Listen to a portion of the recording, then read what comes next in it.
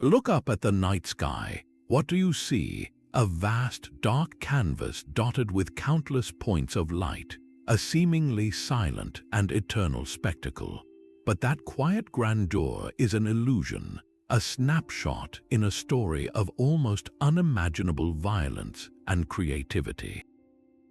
We all carry a version of this story in our minds, a tale that begins with a single cataclysmic event, the Big Bang.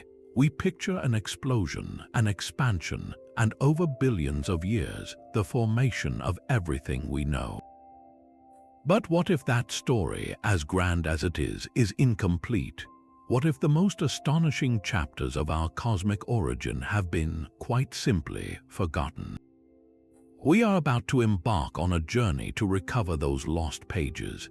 This is not a retelling of the standard narrative, but an excavation of the universe's deepest secrets. We are going to explore 25 forgotten facts about the universe's origins, pieces of evidence and theory that challenge our most fundamental assumptions. These are the ideas that lurk in the footnotes of scientific papers, the paradoxical observations that don't fit neatly into textbooks, the mind-bending concepts that reveal a cosmos far stranger and more magnificent than we ever supposed. This is the hidden history of everything, a narrative filled with echoes of epochs before atoms, of phases where the laws of physics themselves were being forged. So prepare to have your perception of reality stretched. We will venture back to a time before the first stars flickered to life, to a moment of pure energy where time and space as we know them began. We will question what happened in the very first fraction of a second and even ponder what, if anything, came before. This exploration is about more than just facts. It's about rediscovering the profound mystery at the heart of our existence. It's a journey that connects each of us directly to the most epic story ever told, the story of how a universe emerged from nothingness to eventually contemplate itself. Stay with us because the truths we've overlooked are often the most revolutionary. And so we begin with a forgotten fact that asks us to experience the birth of the universe not with our eyes but with our ears. We are conditioned to think of space as the ultimate silent movie, a void where no sound can travel. Yet in its earliest moments, the cosmos was anything but quiet. Forget the gentle whisper of cosmic expansion. The universe's first sound was a deafening roar, a bass note of such staggering power that it literally shaped the large-scale structure of everything we see today. This sound originated from an almost impossibly dense and hot plasma, a seething ocean of particles and energy that filled all of existence within the first few seconds. In this environment, gravity was already at work trying to pull matter together, while the tremendous pressure and heat of the radiation fought to push it apart. This created a titanic struggle, a push and pull that generated powerful spherical pressure waves effectively, sound waves rippling outward through the primordial soup. Think of it not as a single clap, but as a continuous, universe-filling hum of unimaginable intensity, a roar that would make any sound on Earth seem like utter silence by comparison. The sheer scale of this phenomenon is what makes it so difficult to grasp. These weren't small ripples, they were waves of compression and rarefaction moving at a significant fraction of the speed of light, their wavelengths stretching across hundreds of thousands of light years. For about the first 380,000 years, this roaring symphony continued, with the plasma acting as the medium through which the sound could travel. But then, a pivotal event occurred known as recombination, when the universe cooled enough for electrons to combine with protons, forming the first neutral atoms. In an instant, the foggy plasma cleared, and the photons, the particles of light, were finally set free to travel across the cosmos. This is the event that created the cosmic microwave background radiation, that famous afterglow of the Big Bang that we can detect with our telescopes. But etched into that faint microwave light is a hidden imprint, a frozen record of that primordial roar. The subtle variations in temperature, the hot and cold spots we see mapped across the entire sky, are direct snapshots of those sound waves at the very moment the universe became transparent. The hotter spots are where the plasma was compressed, the denser, louder parts of the wave, and the colder spots are where it was rarefied. So when astronomers study this detailed map, they are not just looking at a picture, they are, in a very real sense, reading the musical score of the universe's birth. This profound connection between sound and structure is a fact often lost in the visual spectacle of astronomy, a reminder that our cosmos has a rich sonic history that fundamentally determined where galaxies would eventually form and how the cosmic web would be woven. Yet, that foundational symphony of sound was only possible because of an even more fundamental state of matter, a reality so alien it challenges our very understanding of what stuff is. We take for granted that the universe is made of atoms, with hydrogen being the simplest and most abundant building block. But our second forgotten fact reveals a startling truth: there was a time before hydrogen. For a brief, searingly hot epoch in the universe's first few minutes, the concept of a stable atom was an impossibility. To understand this, we need to rewind the clock to a time before the first second had even ticked by. The universe was an almost incomprehensibly dense and energetic soup, a plasma of the most fundamental particles we know, quarks and gluons. In today's cold universe, quarks are permanently locked together in groups of 2 or 3 by the strong nuclear force mediated by gluons to form protons and neutrons. But back then, the energy was so intense that no bond could survive. It was a state of matter known as the quark-gluon plasma, a seething, primordial ocean where free quarks and gluons zipped around at near light speed, unable to combine into anything more complex.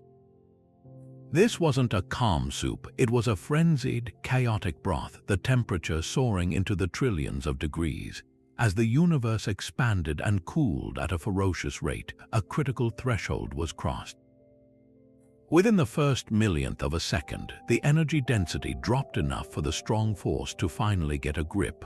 Quarks began to condense out of the plasma, binding together in trios to form the first protons and neutrons. But this was only the beginning of the story. For the next few minutes, the universe was still far too hot for these newborn nuclei to capture and hold onto electrons. Any electron that ventured too close would be immediately blasted away by the intense radiation. So the cosmos was filled with a thick, opaque fog of free nuclei and electrons, a plasma so dense that light was trapped, constantly scattering off the charged particles. This period, known as the particle era, was the true age before atoms. It's a phase that often gets skipped over in the simplified narrative, jumping straight from the Big Bang to the formation of stars. But those few minutes were arguably the most important nuclear forge in history. During this narrow window of time, a process called Big Bang nucleosynthesis occurred.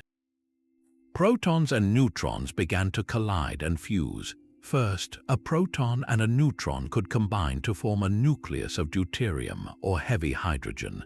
This deuterium could then fuse with more particles to form helium nuclei. The entire universe acted as a fleeting, unimaginably vast nuclear reactor, cooking up the first light elements. The precise conditions during these 3 minutes, the density, the expansion rate, the ratio of protons to neutrons determined the final cosmic recipe.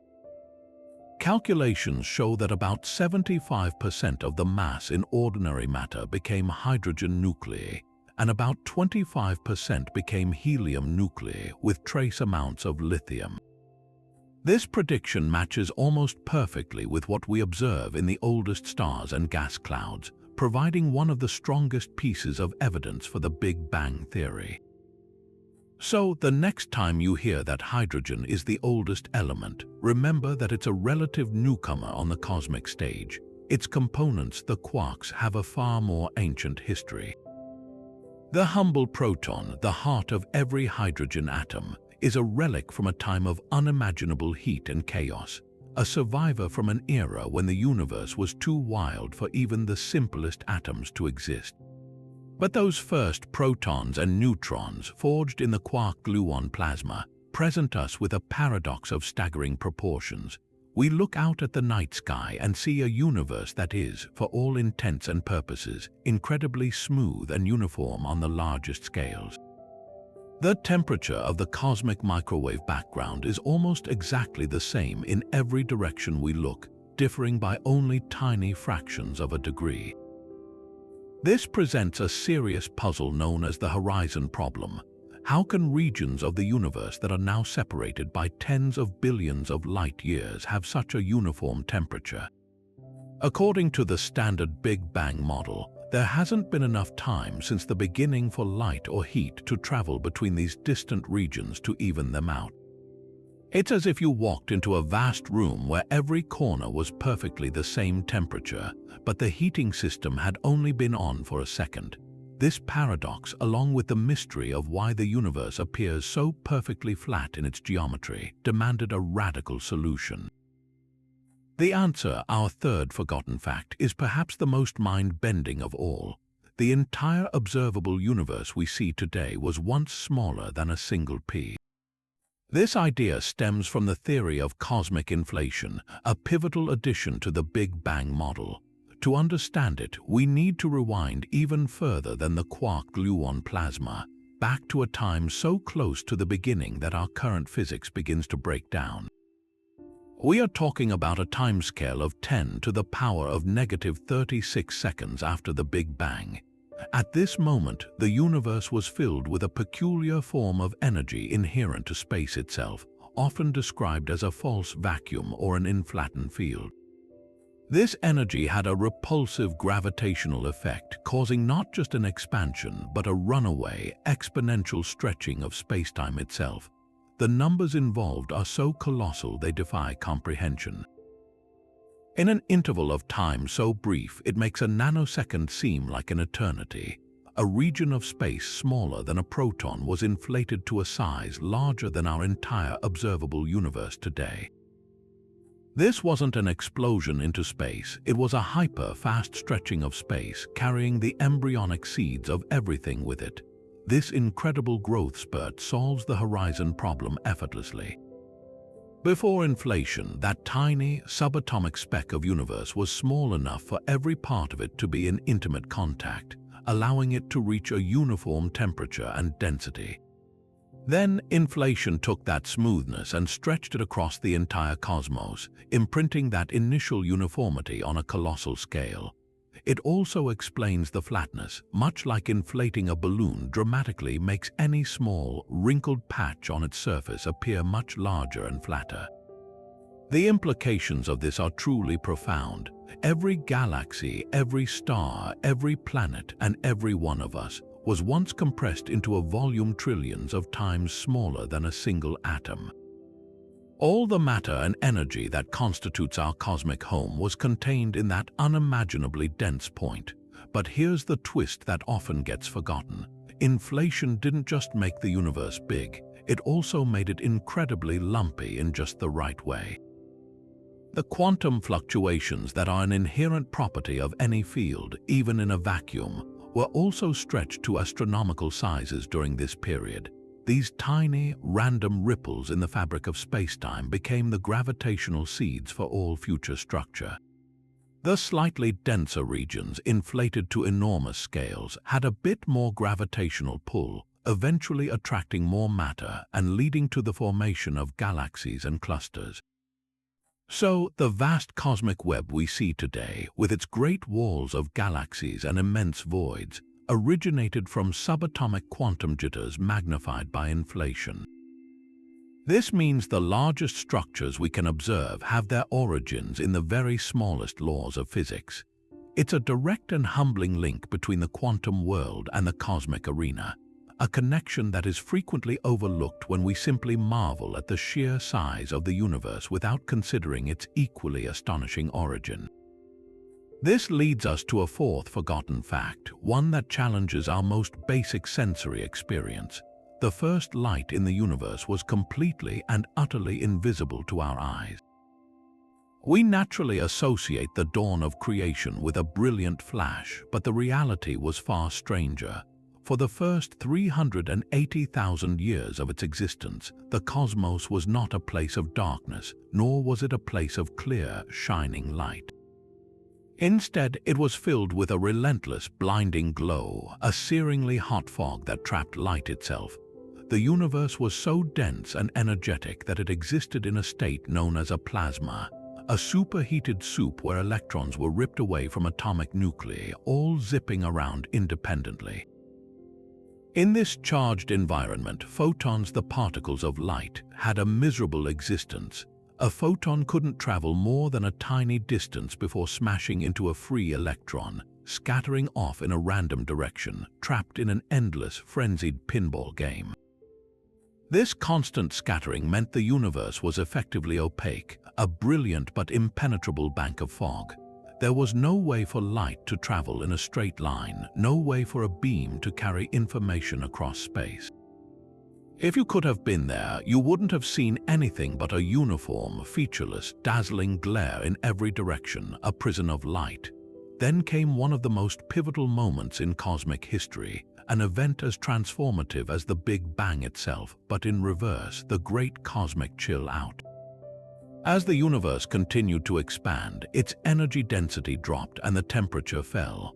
After nearly 400 millennia, it finally cooled to a point just below 3,000 degrees Celsius, a threshold that allowed for a fundamental shift. Electrons, which had been roaming free at incredible speeds, finally slowed down enough to be captured by the positively charged protons, forming the first stable, neutral hydrogen atoms. This process is called recombination, a slightly misleading name since the particles were combining for the very first time. In an instant on a cosmic timescale, the free electrons vanished from the scene, locked into atomic orbits. The fog lifted, the pinball machine suddenly emptied. For the first time, photons could travel unimpeded. The universe, in a flash, became transparent. That first moment of transparency is what we are actually seeing when we point our telescopes at the cosmic microwave background radiation. That famous afterglow is not a picture of the Big Bang. It is a baby picture of the universe at the tender age of 380,000 years, the moment it switched from being an opaque plasma to a transparent gas. The light that was finally released at that instant has been traveling through the expanding universe ever since. Its wavelength stretched by that expansion from visible light all the way down to the microwave part of the spectrum. What's truly staggering is that this light is coming at us from everywhere at once. When you look at a static channel on an old television, about 1% of that snow is the literal remnant of this primordial glow, the redshifted echo of the universe's first visible sunrise. But here's the nuance that's often forgotten. This wasn't a flash that happened in one location and then spread. Because recombination happened everywhere at once across the entire universe, the first light is not coming from a single point in the distance. It is coming from a spherical shell that surrounds us completely, a final scattering surface that exists at a distance of about 46 billion light-years in every direction. We are, in a very real sense, sitting inside a giant, glowing bubble, looking at its inner surface. The subtle variations in the temperature of this background, those hot and cold spots we mapped earlier, are the fossilized imprints of the density variations in that primordial plasma. They are the blueprints for all the structure that would follow, the gravitational seeds from which galaxies would eventually grow. So, while we call it the first light, it's more accurately the first clear light, a snapshot of the universe taking its first breath of clarity after a long, hot, and blinding infancy. Yet for all the profound significance of that first light, it illuminates only a tiny fraction of what actually makes up the cosmos.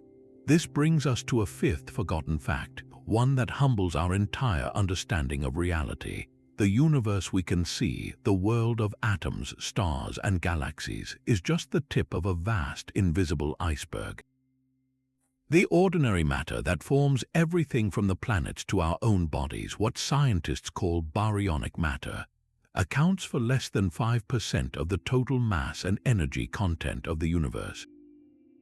The remaining 95% is composed of two profoundly mysterious entities, dark matter and dark energy, and their influence was present from the very first moments, silently orchestrating the cosmic drama. Think of it this way: if the entire history of the universe were an epic film, the atoms we see glowing on the screen would be merely the bright, visible actors. But the plot, the setting, the very gravity that holds the story together, that's all being driven by unseen forces working behind the scenes. The first clue to this hidden reality emerged from the way galaxies move. Back in the 1930s, astronomer Fritz Zwicky was studying the Coma cluster, a massive group of galaxies. He calculated the total mass of the cluster based on the light emitted by all its stars. But when he measured how fast the individual galaxies were orbiting the cluster's center, he found something astonishing. They were moving so quickly that the gravity from the visible matter alone should have been completely insufficient to hold the cluster together. The galaxies should have flown apart long ago. It was as if an invisible glue, a tremendous amount of unseen mass, was providing the extra gravitational pull needed to keep the cluster intact. Zwicky called this missing mass Dunkel Materie, or dark matter. For decades, this was considered a curious anomaly, but as technology advanced, the evidence became overwhelming. We see its gravitational signature everywhere.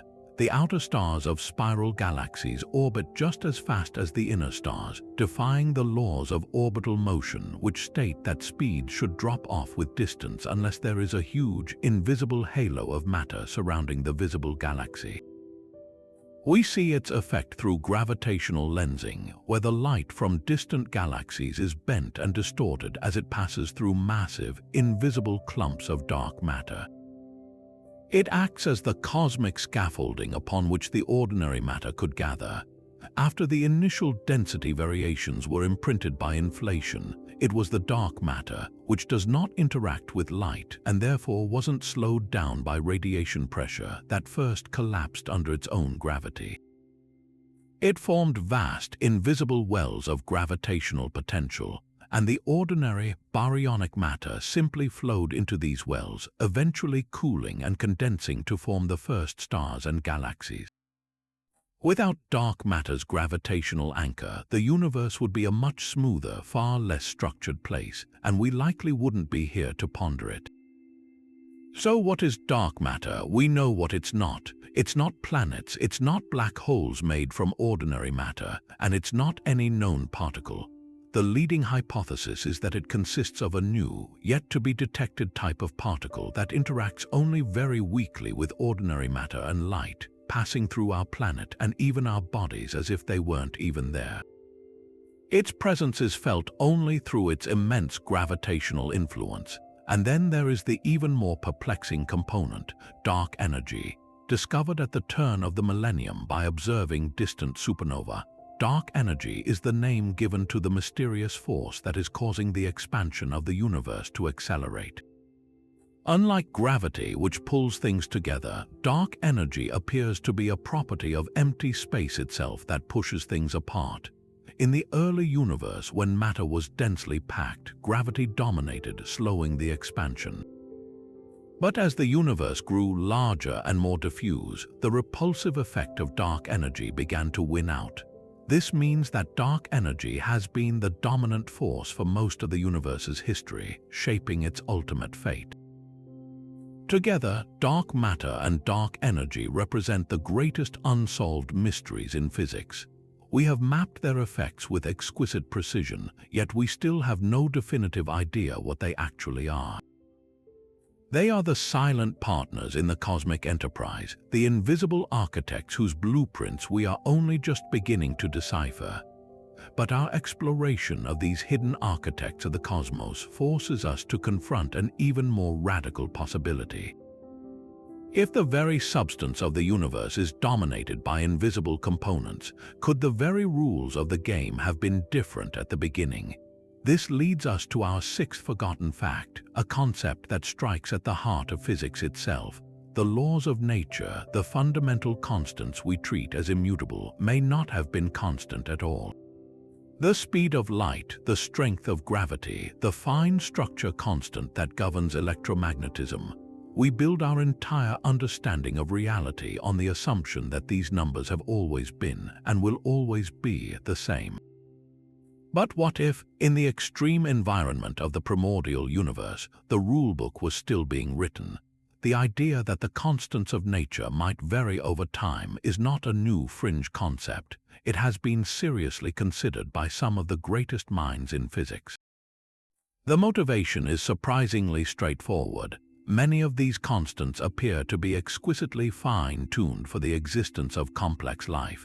If the strength of the strong nuclear force were just a few percent different, for instance, protons might not form stable nuclei, making atoms and chemistry impossible.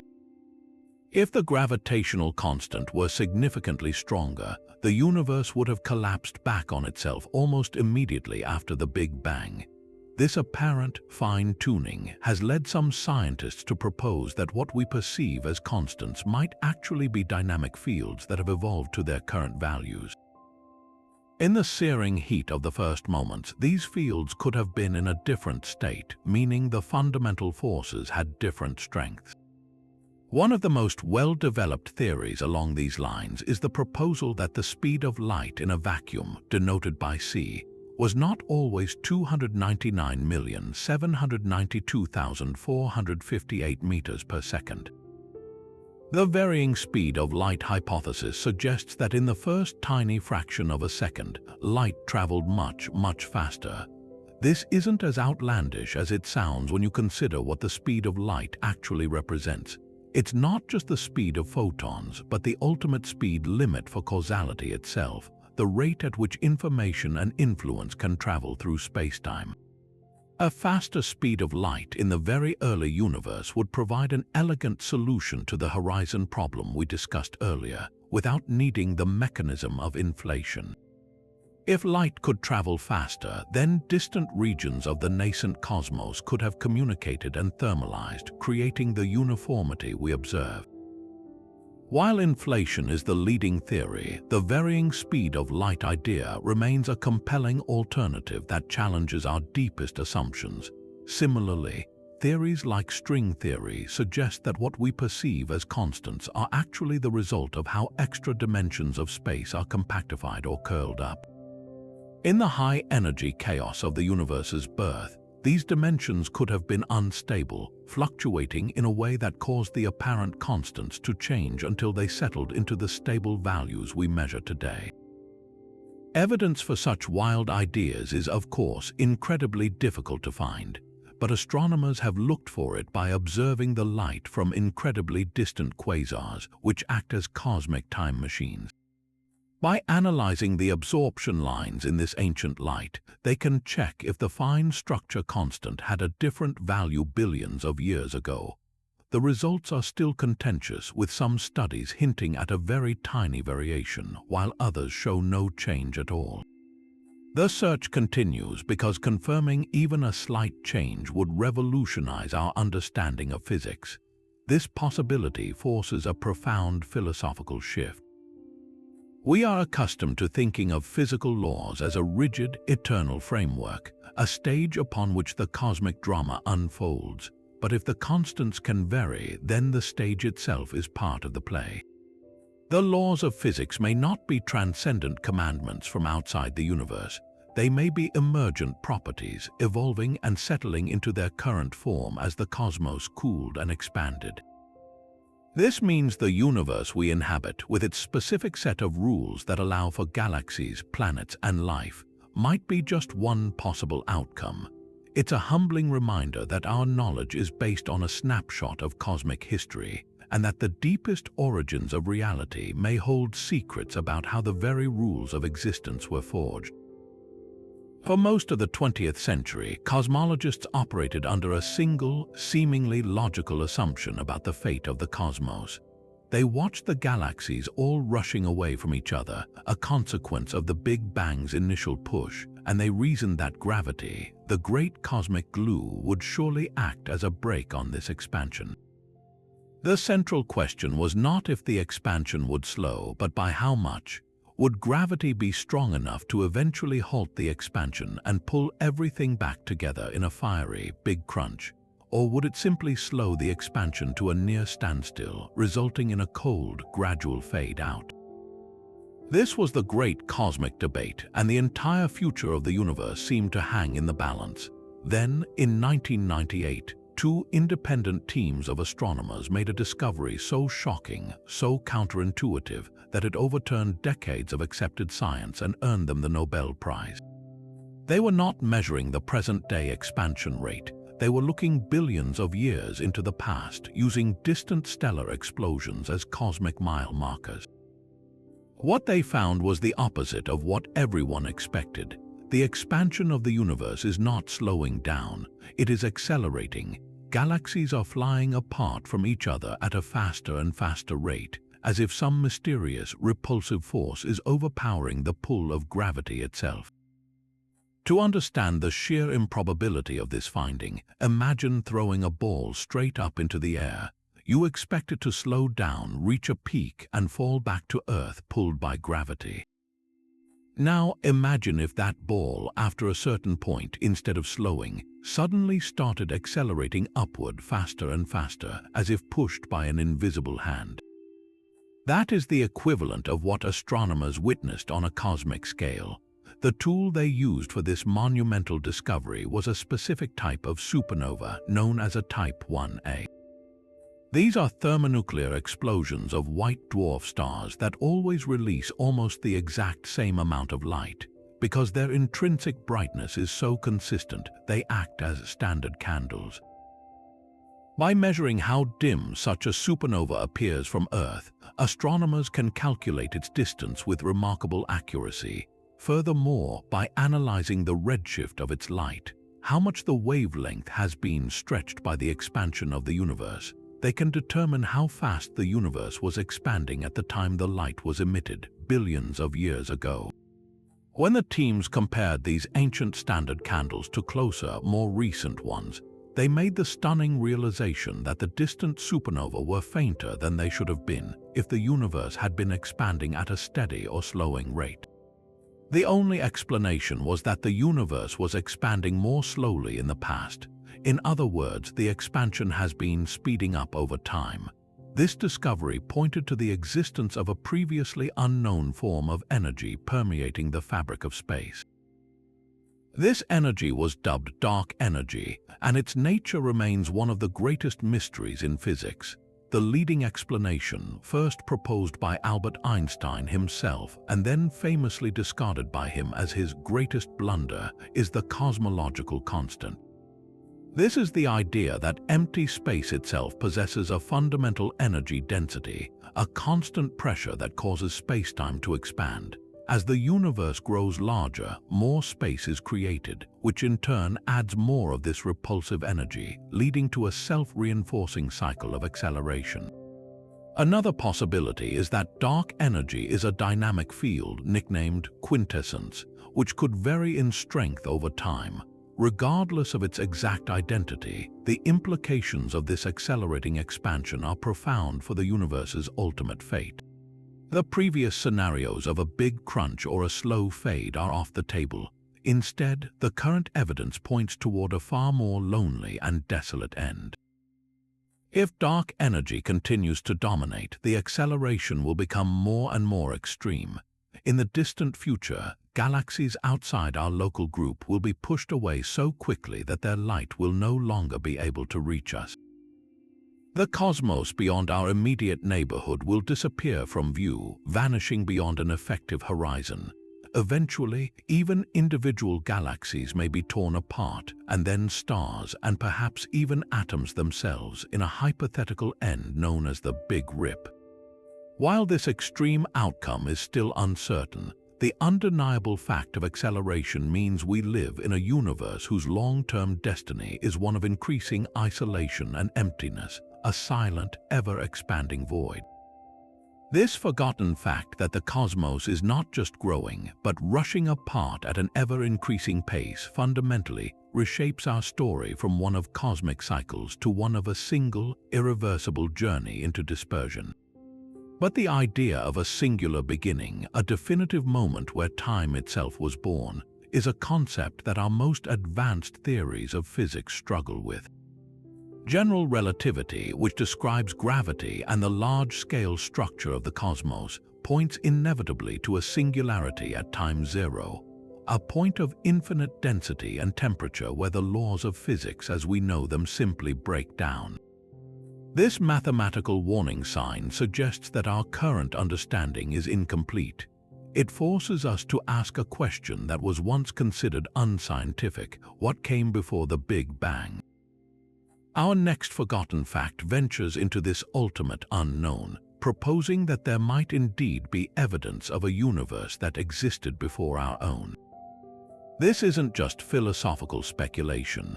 It's a frontier of cosmological research that explores the possibility that our Big Bang was not an absolute beginning, but a dramatic transition from a previous cosmic phase. One of the most compelling of these ideas is known as the Big Bounce. This theory replaces the idea of a single, fiery beginning with a cyclic model of the universe. Instead of expanding from a singularity and eventually fading away or ripping apart, the cosmos undergoes an endless series of expansions and contractions. In this scenario, a previous universe very much like our own eventually reached a maximum size, halted its expansion, and began to collapse under its own gravity. This collapse wouldn't necessarily lead to a point of infinite density, however. Thanks to quantum effects that become important at incredibly small scales, the universe would reach a minimum finite size before bouncing back outward, triggering a new period of rapid expansion that we now call the Big Bang. Think of it not as a single birth, but as the latest breath in an eternal cosmic rhythm, an exhale following a long inhale. This elegantly avoids the problematic singularity and suggests that the universe is, in a sense, eternal and renewable. If this is true, then the universe before ours would have left some kind of imprint, a fossil record on our own cosmic infancy. Some physicists have searched for such an imprint in the cosmic microwave background, looking for subtle statistical anomalies or patterns in the polarization of the light that could be explained by the gravitational waves generated during the chaotic collapse of the previous cycle. An even more radical proposal comes from renowned physicist Roger Penrose, called conformal cyclic cosmology. Penrose's theory is perhaps the most mind-bending of all, because it suggests that the distant, cold future of our universe becomes mathematically identical to the hot, dense beginning of a new one. In his model, as our universe continues to expand and accelerate due to dark energy, all matter will eventually decay, black holes will evaporate, and the cosmos will be left as a vast, empty sea of low-energy radiation. In this extremely stretched-out, featureless state, the concept of scale and distance loses all meaning. A universe that is infinitely large and one that is infinitely small become indistinguishable according to the rules of conformal geometry. At this point, the end of one eon seamlessly connects to the beginning of the next, with the immense, empty universe effectively resetting to become the ultra-dense, ultra-hot singularity of a new Big Bang. This is not a bounce in space, but a transformation of the entire cosmological state. The most astonishing claim of this theory is that it might have left observable evidence. Penrose and his colleagues argue that concentric circular patterns of temperature variation in the cosmic microwave background are the gravitational shock waves from colossal collisions of supermassive black holes that occurred in the universe before ours. These Hawking points are incredibly controversial and are not accepted by the wider cosmological community, but they represent a serious attempt to find empirical data for a pre-Big Bang cosmology. These theories challenge the very meaning of beginning. They suggest that our entire cosmic history, from the first nanosecond to the present day spanning over 13 billion years, might be just one episode in an immeasurably vaster narrative. If true, the implications are staggering. The fundamental constants and laws of physics might not be arbitrary initial conditions set at a single moment of creation, but could instead be the result of physical processes that carried over from the previous cycle, perhaps even evolving slightly with each new eon. This opens up the possibility of an even deeper level of reality, a multiverse in time rather than in space, where each universe inherits a legacy from its predecessor. While these ideas remain highly speculative and far from the mainstream, their value lies in pushing the boundaries of what we consider possible. They force us to confront the limitations of our current stories and remind us that the greatest forgotten facts about the universe's origins may not be about what happened after the beginning, but about whether the word beginning has any meaning at all. And so, from the grand cosmic dance of dark energy to the profound mystery of a pre-Big Bang existence, we arrive at a moment of tangible creation, the ignition of the very first starlight. After hundreds of millions of years of expansion and cooling, the universe entered a period cosmologists call the Cosmic Dark Ages. The brilliant glow of recombination had faded into infrared oblivion, and space was a vast black emptiness filled with a featureless, neutral gas of hydrogen and helium. There were no stars, no galaxies, no sources of light at all. It was a profoundly silent and simple cosmos, but simplicity is unstable. The tiny density fluctuations imprinted by inflation, amplified by the gravitational pull of dark matter, were slowly, relentlessly at work. Within the densest regions of this primordial gas, gravity began to pull atoms together, initiating a process that would end the darkness forever. The result was our ninth forgotten fact. The first stars were not just the first stars, they were titanic, volatile monsters unlike anything that exists today. These hypothetical first-generation stars are known as population 3 stars. To understand their uniqueness, it helps to know that astronomers classify stars into populations. Our Sun is a population 1 star, rich in heavy elements like carbon, oxygen, and iron, what astronomers call metals. These elements weren't present at the beginning, they were forged inside previous generations of stars. Older stars found in globular clusters are population 2 stars. They contain only trace amounts of metals, indicating they formed earlier in cosmic history. Population 3 stars represent the logical endpoint of this sequence. Stars composed of nothing but the pristine elements created in the Big Bang itself, pure hydrogen and helium. And this purity had staggering consequences for their size and life cycle. The key difference lies in how these stars formed. In a modern gas cloud laced with heavy elements, the collapsing cloud can fragment into many smaller clumps. The metals act as a coolant, allowing heat to escape more efficiently, which enables the cloud to break apart and form a whole cluster of stars of various sizes, from red dwarfs to blue giants. But in the primordial universe, without these heavier elements, the only coolant was molecular hydrogen, a far less efficient process. This meant that when a vast cloud of pure hydrogen and helium began to collapse under its own gravity, it couldn't fragment easily. It collapsed as a single, massive, coherent unit, funneling an enormous amount of gas into one burgeoning protostar. The result was a star of almost unimaginable proportions. Current models suggest population 3 stars likely ranged from several dozen to several hundred times the mass of our Sun. Imagine a single star so large that you could fit our entire solar system out to the orbit of Saturn inside it.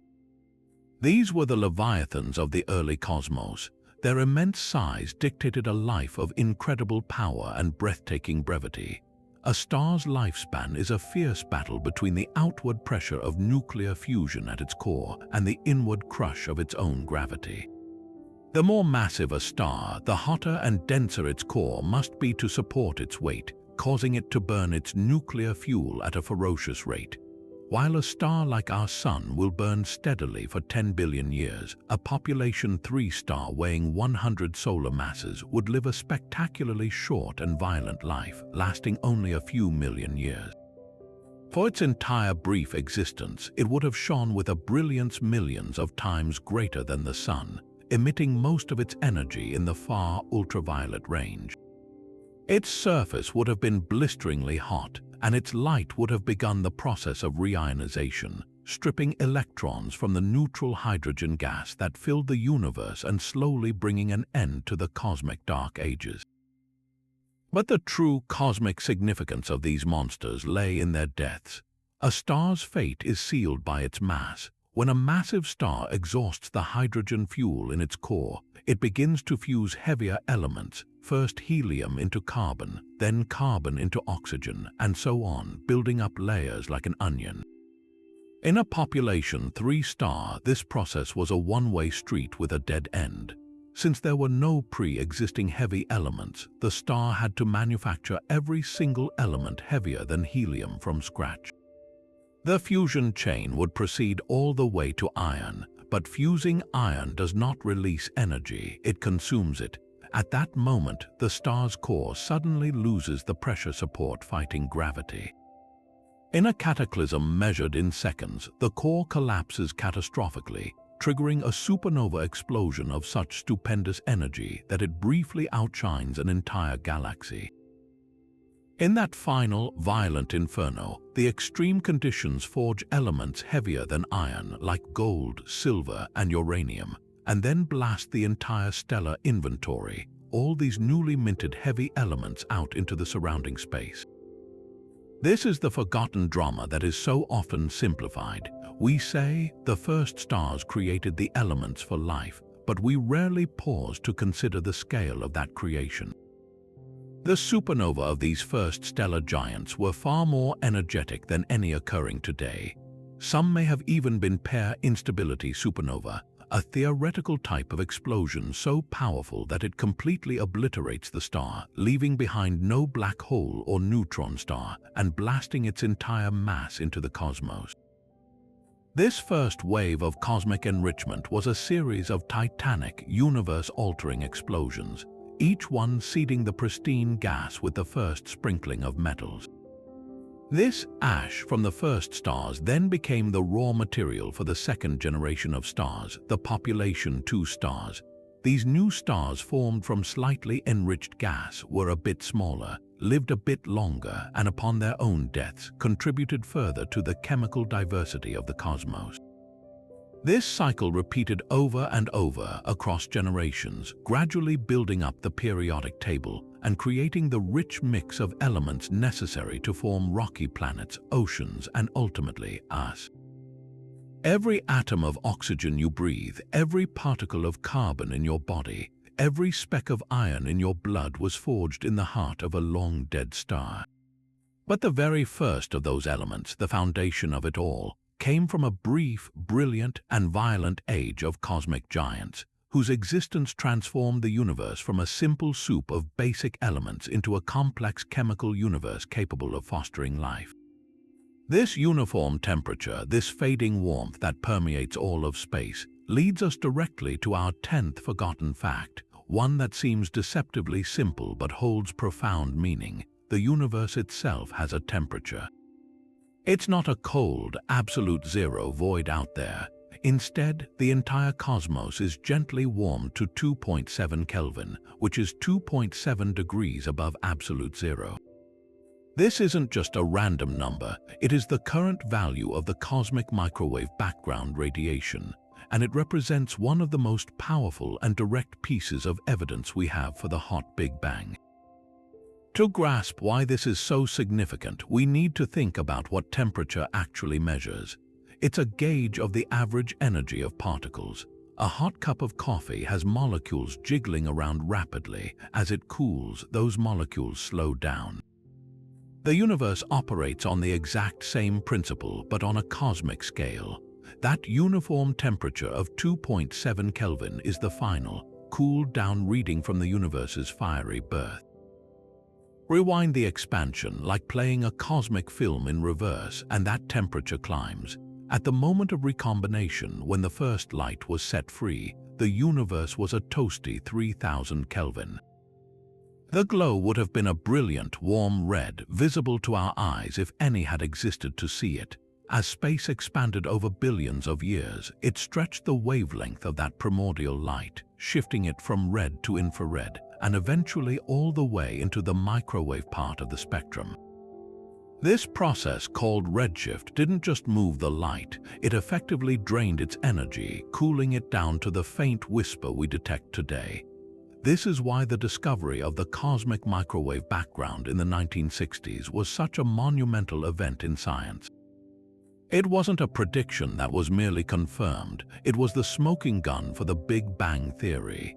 The steady, uniform nature of this temperature across the sky is what cements it as a relic of a hot, dense past. If the universe had always been cold and static, there would be no explanation for this pervasive, low-energy glow coming from every direction. It is the cooled-down ember of the initial cosmic fire, and its existence tells us incontrovertibly that the universe was once in a state of immensely hot and dense plasma. But the true depth of this fact is often missed. We talk about the temperature as a single number, but the tiny, crucial variations in that temperature are what make it the most important map in cosmology. The cosmic microwave background is not perfectly smooth. It has tiny fluctuations, anisotropies, of about 1 part in 100,000.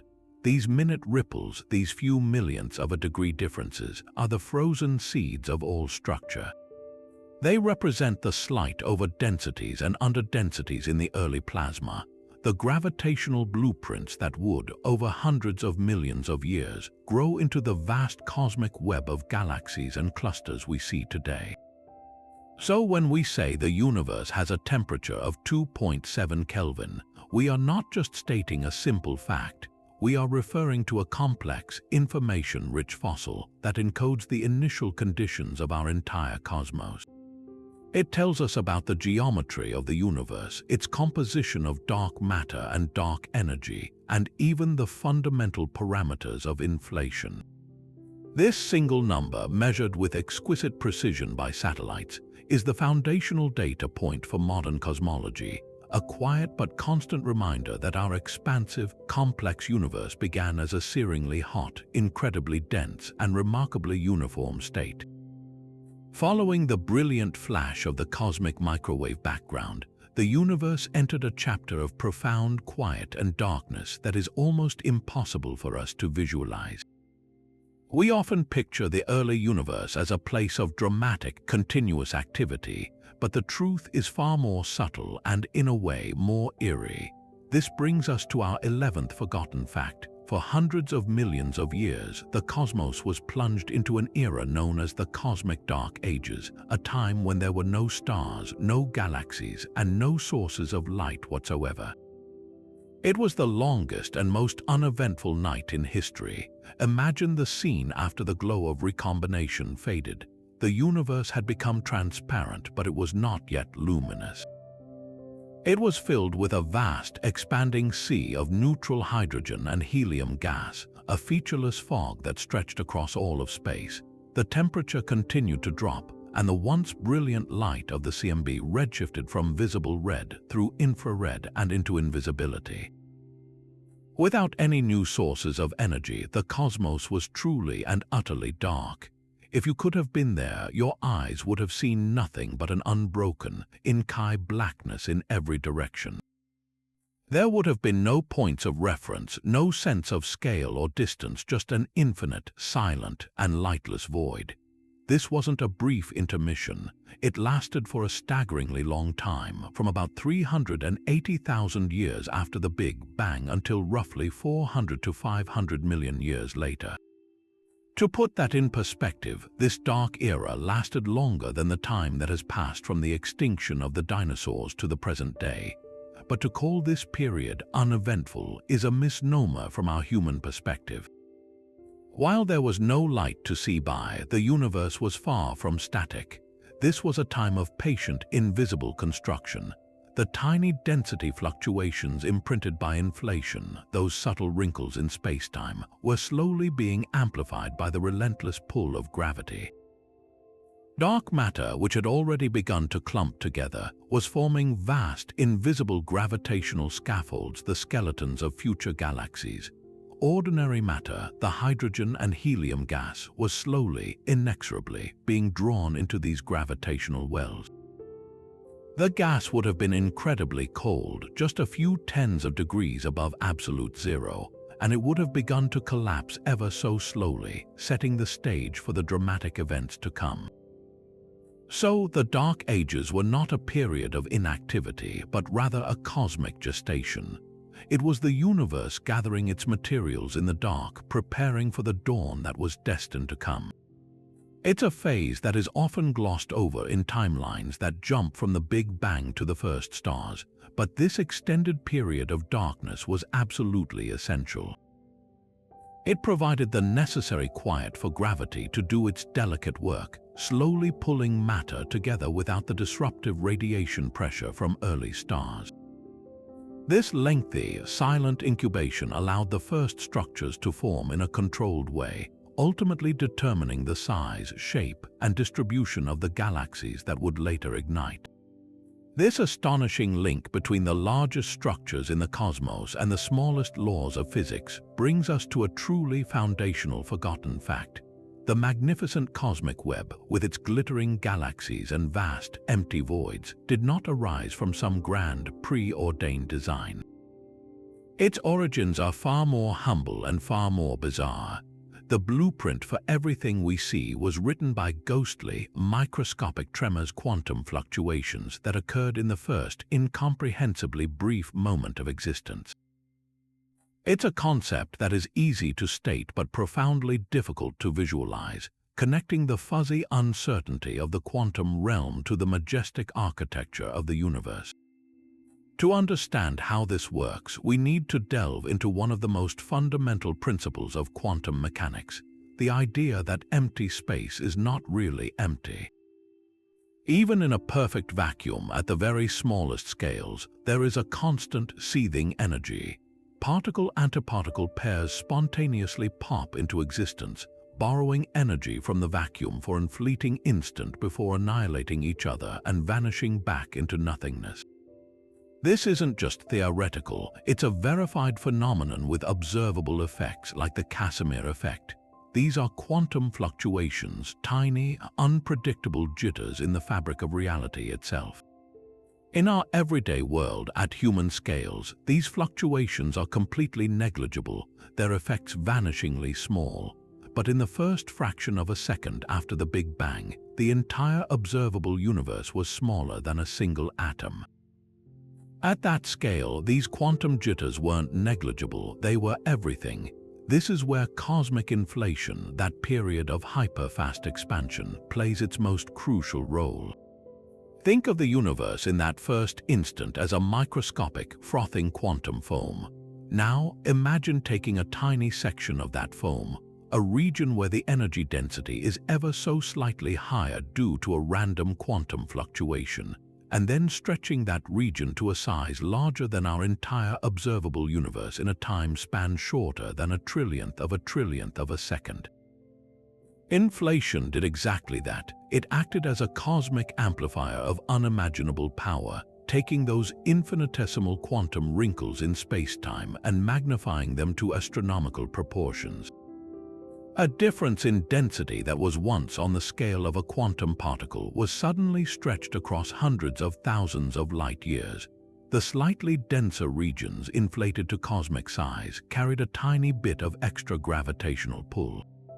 Over the next hundreds of millions of years, that extra pull acted as a gravitational anchor, attracting more and more dark matter and gas. The underdense regions, conversely, became the great cosmic voids we see today. The entire large-scale structure of the universe, every galaxy cluster, every filament of the cosmic web, every empty expanse, is essentially a fossilized imprint of those random quantum fluctuations. This connection is perhaps the most profound in all of cosmology.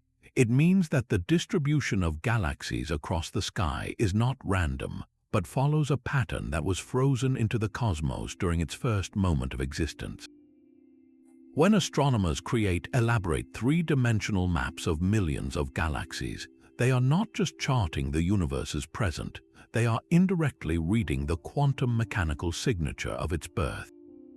The statistical distribution of galaxies, how they cluster together on large scales, matches the predicted pattern of random Gaussian fluctuations, exactly what you would expect from quantum processes amplified by inflation. It's a prediction that has been confirmed with stunning precision by satellites like Planck, which measured the tiny temperature variations in the cosmic microwave background. Those hot and cold spots are the direct descendants of the density variations created by quantum jitters. So, the next time you look up at a star-filled sky, consider this incredible chain of events. The light from those stars began its journey billions of years ago, but the location of those stars was determined by events that occurred in the first trillionth of a second of time. The quantum world, with its inherent unpredictability and fuzziness, is not separate from the cosmos we inhabit. It is its very foundation. The universe we see is a quantum fluctuation grown up. This fact is often lost when we simply marvel at the scale of galaxies, but remembering it adds a layer of depth to our understanding. It tells us that the seeds of grandeur were sown in the humblest of beginnings, in the ghostly whispers of the quantum vacuum. Despite the power of these cosmic connections, one of the most persistent and fundamental misunderstandings about our origins is embedded in the very name we use to describe it. When we hear the term Big Bang, our minds naturally conjure an image of a colossal explosion. We picture a central point in a dark, empty void, suddenly erupting and hurling matter outward in all directions, like a cosmic bomb detonating in the middle of nothingness. This visual is intuitive, but it is also completely and utterly wrong. The reality of the Big Bang is far more bizarre and profound. Our 13th forgotten fact is this critical correction. The Big Bang was not an explosion in space, it was the rapid expansion of space itself. This distinction is subtle in wording but revolutionary in meaning. An explosion, like that of a firework or a supernova, is an event that happens within the pre-existing framework of space. There is a center, an epicenter from which material flies outward into the surrounding emptiness. The Big Bang model tells a completely different story. There was no outside, no pre-existing empty arena for the event to occur within. Instead, the expansion created space as it went along. A more accurate, though less dramatic, mental picture is to think of the surface of an inflating balloon. If you take a deflated balloon and mark several dots on it with a pen, then begin to blow it up, you'll see all the dots moving away from each other as the rubber surface stretches. Crucially, no single dot is the center of the expansion. From the perspective of any dot, all the others are receding. The Big Bang was akin to the simultaneous inflation of the entire universe, the sudden and rapid stretching of the very fabric of space-time with all the energy and matter contained within it. This explains why we cannot point to a location in the sky and say, "The Big Bang happened over there," because space itself expanded. The event happened everywhere at once. Every single point in our present-day universe, the space you're occupying right now, the most distant galaxy we can observe, was once compressed into that initial hot, dense state. When we look out at the galaxies all rushing away from us, we are not seeing the aftermath of an explosion we were thrown from. We are witnessing the ongoing stretching of the grid of space between all points. This is also the key to understanding why the universe has no center and no edge. If it were an explosion into a void, there would be a center and a boundary. But since it is the expansion of space itself, the concept of a center becomes meaningless. The cosmos is often described as being finite but unbounded, much like the surface of the Earth. You can travel in any one direction forever without ever finding an edge or a central point on the globe. Rewinding this expansion logically leads us back to the idea of a singularity, a point of infinite density where the laws of physics break down. But it's vital to understand that this singularity wasn't a point in space, it was space, or more accurately, it was the entire universe compressed into a state where the very concepts of space and time as we know them ceased to have any meaning. This is why the question, what happened before the Big Bang, is so problematic within the Standard Model. If time itself began with the expansion of space, then the notion of before becomes as undefined as asking what is north of the North Pole. Our entire understanding of causality is built upon the framework of spacetime, and that framework appears to have originated in that initial event. This doesn't mean the question is invalid, but it forces us to confront the limitations of our current physics and to explore the possibilities of what might have triggered the expansion, such as the quantum bounce or cyclic models we discussed earlier. Correcting this single misconception about the Big Bang being an explosion opens the door to a much richer, stranger, and more accurate view of our cosmic origins, one where space and time are dynamic players in the story, not just a static stage. But if the entire universe was once a hot, dense state, and we can see the light from that early time, you might logically wonder, why can't we see all the way back to the very beginning? Why does our view of the cosmos have a limit? This brings us to a fundamental and often overlooked constraint on our cosmic vision.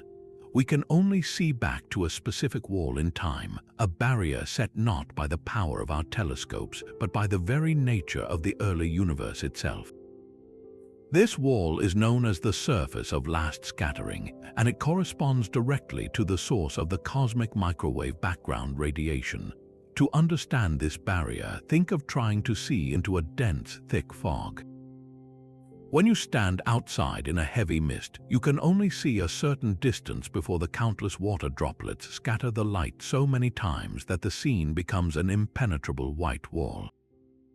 The early universe was like this, but instead of water droplets, it was filled with a plasma of free electrons. For the first 380,000 years, light was trapped, constantly bouncing off these electrons in a chaotic pinball game. The universe was an opaque, glowing fog. The moment of recombination, when atoms formed and the electrons were captured, was the moment the fog lifted. The photons that were traveling at that exact instant and had their last scatter off an electron were suddenly set free on a straight-line path. We see the collective light from that moment as the CMB. This creates a very literal wall in time. Looking out into space is looking back in time because light takes time to reach us. When we point our most powerful telescopes to capture the CMB, we are looking back 13.8 billion years to that specific moment when the universe became transparent. But we cannot see any further. Before that wall, the universe was opaque. Any light emitted earlier than recombination would have been immediately scattered and absorbed, its information lost forever in the plasma. It's like being in a room where the walls suddenly became transparent at a specific moment. We can see the moment the walls cleared, but we cannot see what was happening in the room before that because the walls were solid. This surface of last scattering, therefore, represents the absolute limit of our direct observational horizon. It is the final, fundamental barrier to our view of the cosmic dawn. The profound implication is that a huge portion of the universe's history is permanently hidden from our view. The entire epoch of nucleosynthesis, the quark-gluon plasma, and even the hypothetical period of inflation all occurred behind this opaque curtain. We can infer what happened during those times through indirect evidence and theoretical models like detectives piecing together a crime scene from clues left behind, but we will never have a direct photograph of those events.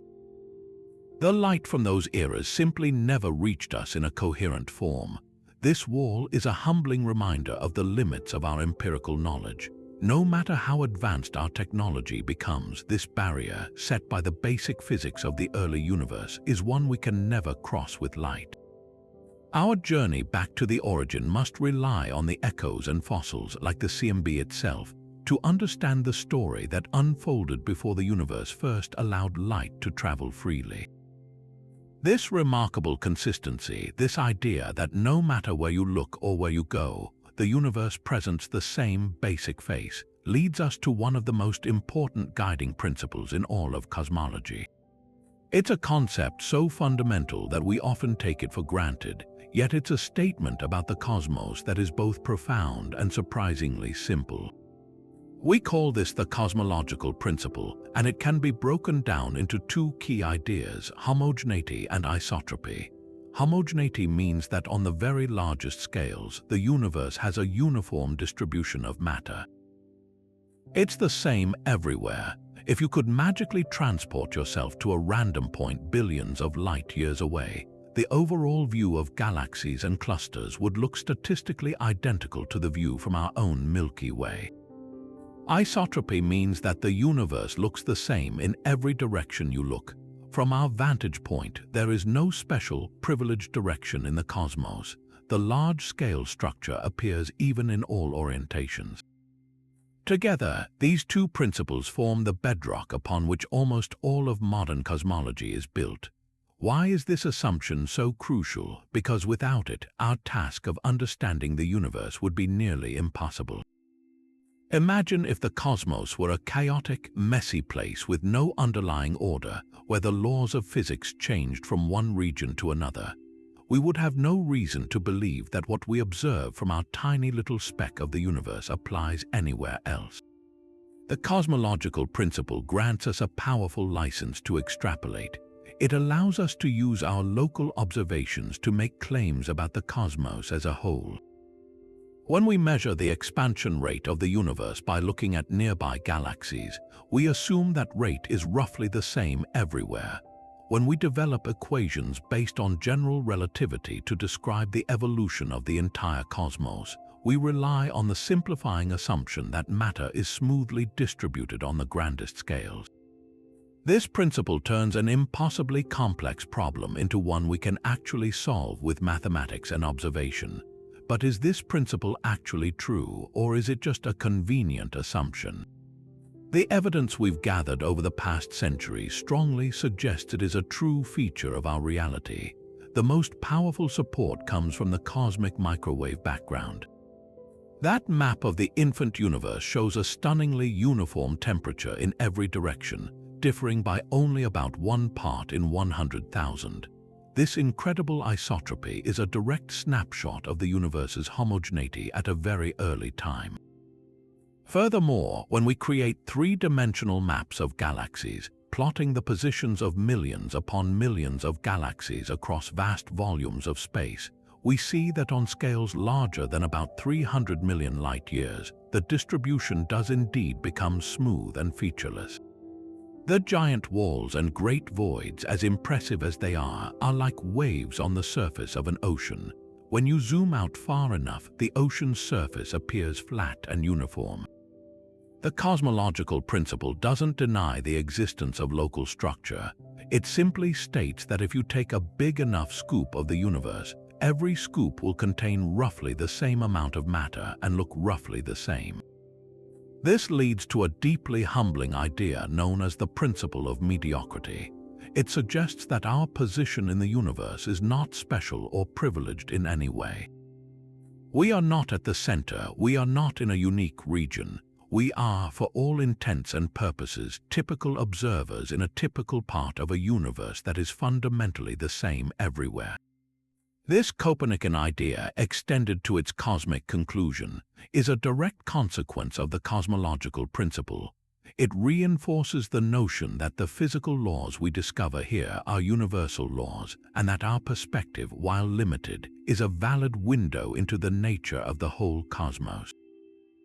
This foundational fact that the universe is isotropic and homogeneous is therefore more than just a descriptive feature. It is the key that unlocks our ability to understand our place in the grand scheme of things, allowing us to trace the story of the universe from a hot, dense beginning to the complex and structured cosmos we see today. This idea that the entire cosmos adheres to a simple, elegant principle of uniformity leads us to a question of truly cosmic proportions, one that ties the entire fate of existence to a fundamental property decided at the very beginning. We've seen how dark energy is accelerating the expansion, but that acceleration is just one part of a much larger story, a story written in the very shape of space-time itself. Our 16th forgotten fact reveals that the ultimate destiny of the universe, whether it expands forever into cold isolation, collapses in a fiery reversal, or walks a razor's edge, is inextricably linked to its overall geometry, a geometry determined by its total density. To understand this, we need to think of the universe not just as a collection of galaxies flying apart, but as a dynamic fabric with a specific shape or curvature. General relativity tells us that mass and energy curve space-time, and the total amount of matter and energy in the cosmos therefore dictates its large-scale geometry. Cosmologists describe three primary possibilities, each with dramatic consequences. The first is a flat universe. In this geometry, the familiar rules of Euclidean geometry we learned in school apply on the largest scales. Parallel lines never meet, and the angles of a triangle always add up to 180 degrees. A flat universe implies a very specific critical density, a perfect balance between the kinetic energy of expansion and the gravitational pull of all the matter and energy within it. In this scenario, the expansion would continue forever, but its rate would slow asymptotically, approaching a standstill over an infinite amount of time. The second possibility is an open universe shaped like a saddle. In this hyperbolic geometry, space is negatively curved, parallel lines would diverge, and the angles of a triangle would add up to less than 180 degrees. An open universe has a density below the critical value, meaning there isn't enough gravitational pull to ever halt the expansion. The galaxies would continue to fly apart forever, and the expansion would never stop. The third and most dramatic geometry is a closed universe which is positively curved like the surface of a sphere. Here, parallel lines would eventually converge and meet, and a triangle's angles would sum to more than 180 degrees. A closed universe has a density greater than the critical value, meaning gravity is ultimately victorious. After a period of expansion, the gravitational attraction would overcome the initial momentum, halting the expansion and pulling everything back together in a cataclysmic big crunch. For decades, determining which of these fates awaited us was a central goal of cosmology. The answer hinged on measuring the universe's actual density and comparing it to the critical density. This is where the composition of the cosmos becomes absolutely crucial. We now know that ordinary matter, the atoms that make up stars, planets, and us, accounts for less than 5% of the critical density. Dark matter adds another roughly 27%, but together that's still only about 32%, far short of the 100% needed for a flat universe and well into the territory of an open universe that expands forever. This is where dark energy, the mysterious force driving the accelerated expansion, completely changes the calculation. Dark energy isn't like normal matter or energy. It contributes a form of repulsive gravity. When we factor in dark energy's estimated 68% contribution to the cosmic energy budget, the numbers add up with breathtaking precision. The total density of the universe appears to be exactly at the critical density, meaning the universe is geometrically flat. This finding, confirmed with incredible accuracy by satellites mapping the cosmic microwave background, is one of the most profound in modern science. It tells us that the universe achieved a state of perfect balance, but with a bizarre twist.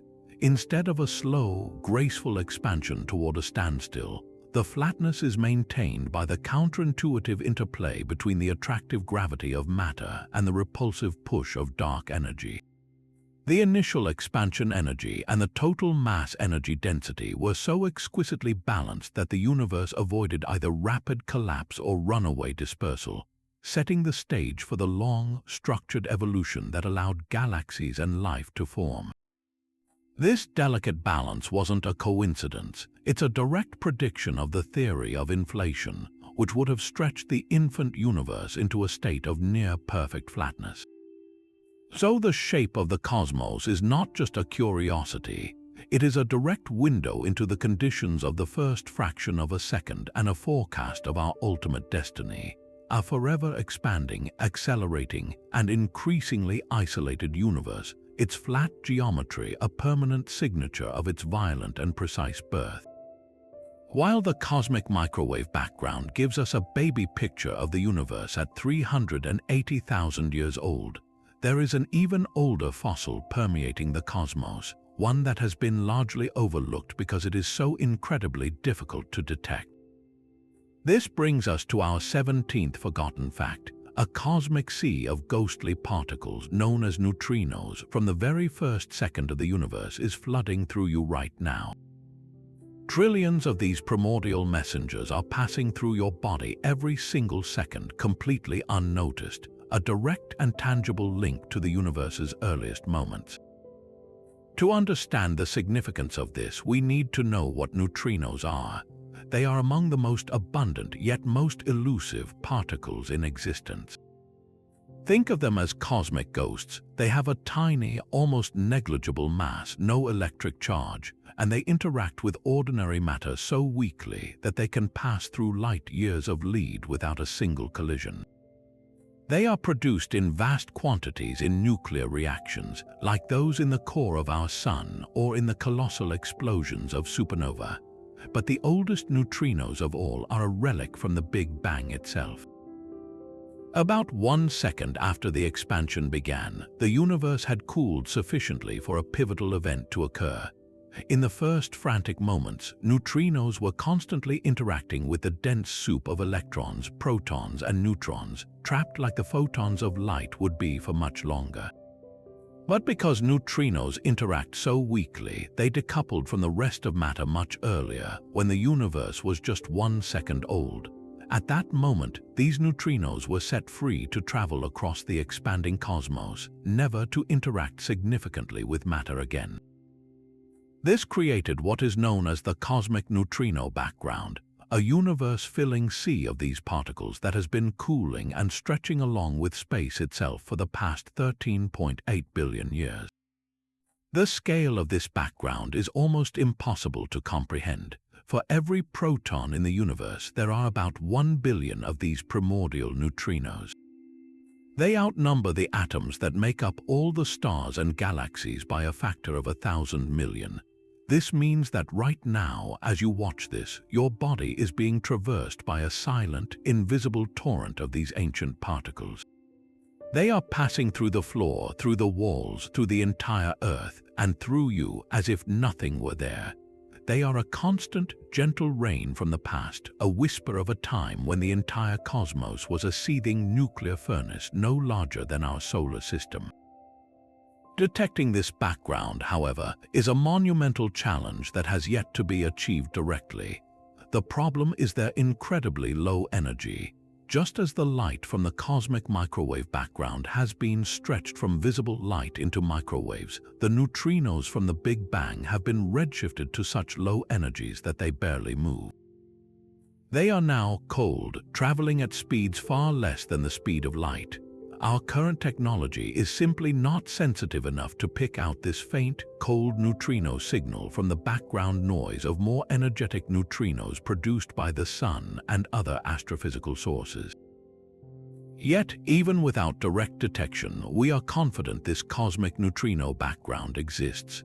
Its presence is required by our fundamental understanding of particle physics and the Big Bang model, and it has left an indelible mark on the universe we can observe. The sheer number of these neutrinos and their incredible speed in the early universe played a crucial role in shaping the cosmic microwave background and the large-scale distribution of galaxies. In the first second, these neutrinos carried a significant amount of the universe's energy. As they streamed freely away from the densest regions, they subtly smoothed out the distribution of matter, affecting how gravity could pull matter together. This influence is imprinted in the specific statistical patterns of the hot and cold spots we see in the CMB map.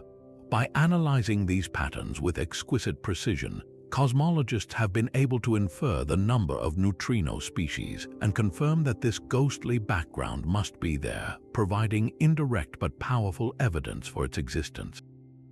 So while we cannot yet feel or measure this direct neutrino rain, Its ghostly touch helped to sculpt the cosmos, making it a silent, foundational architect of the universe we see today.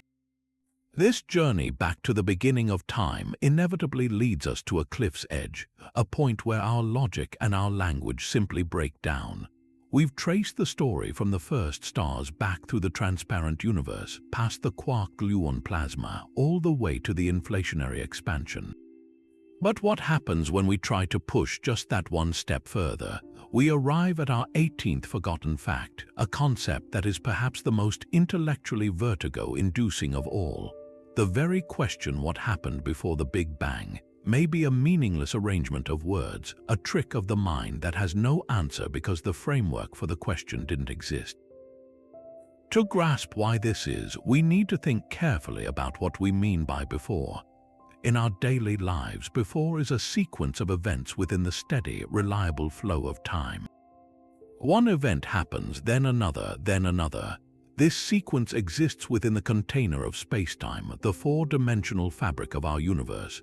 Now, the standard Big Bang model, as described by general relativity, doesn't just describe the universe getting hotter and denser as we rewind, it describes space-time itself shrinking. The galaxies get closer together not because they're moving through space, but because the space between them is contracting. If you rewind this process all the way to time zero, you reach a singularity, a point where the density and temperature become infinite, and the equations of general relativity yield nonsensical answers. Crucially, this singularity isn't just an event in spacetime. It represents the origin of spacetime. The entire continuum of space and time that we inhabit appears to have begun at that moment. So, asking what happened before the Big Bang is akin to asking what is north of the North Pole. The question uses a concept before or north of that is defined within a system, and then tries to apply it outside of that system where the concept has no definition. If time itself began with the Big Bang, then there is no before in the same way that there is no north once you've reached the northernmost point on the globe. The question assumes the existence of a timeline that extends backward beyond the starting point, which is a logical contradiction if the starting point is the beginning of time itself.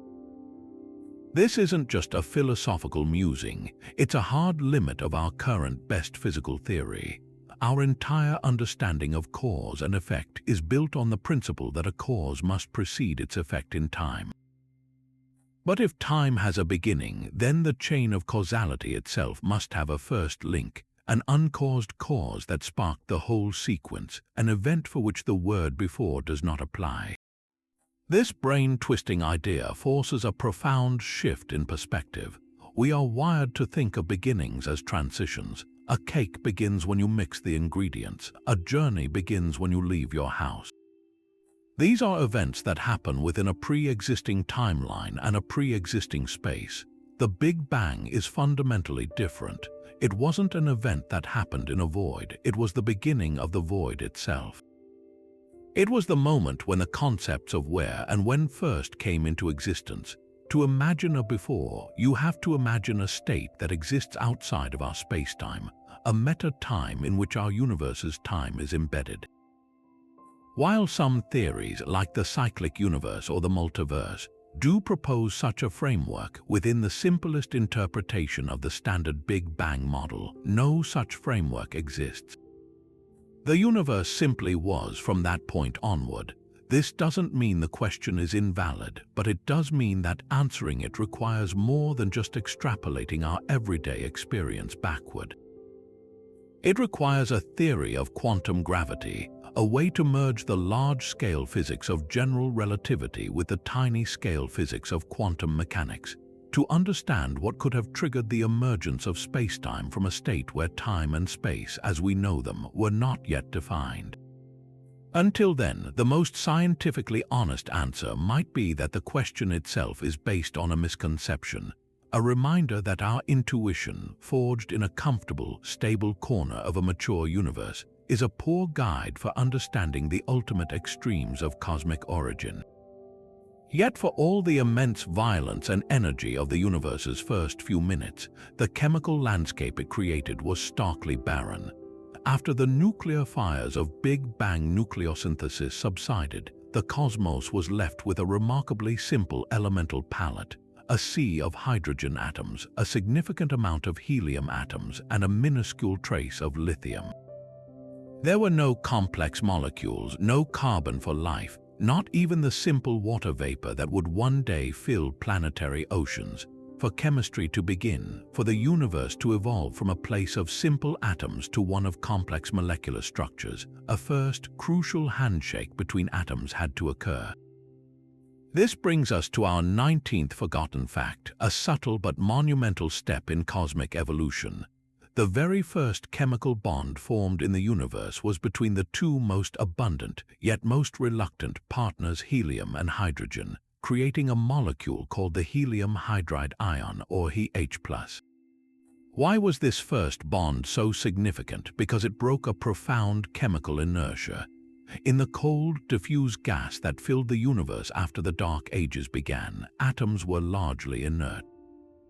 Hydrogen, the simplest atom, consists of a single proton and a single electron, and it is perfectly content on its own. Helium, the next lightest element, is a noble gas, famous for its extreme reluctance to react with anything. Its outer electron shell is full, making it chemically stable and aloof. For chemistry to get a foothold, something had to convince one of these atoms to share or transfer an electron, to engage with a neighbor. That something was the unique environment of the early universe.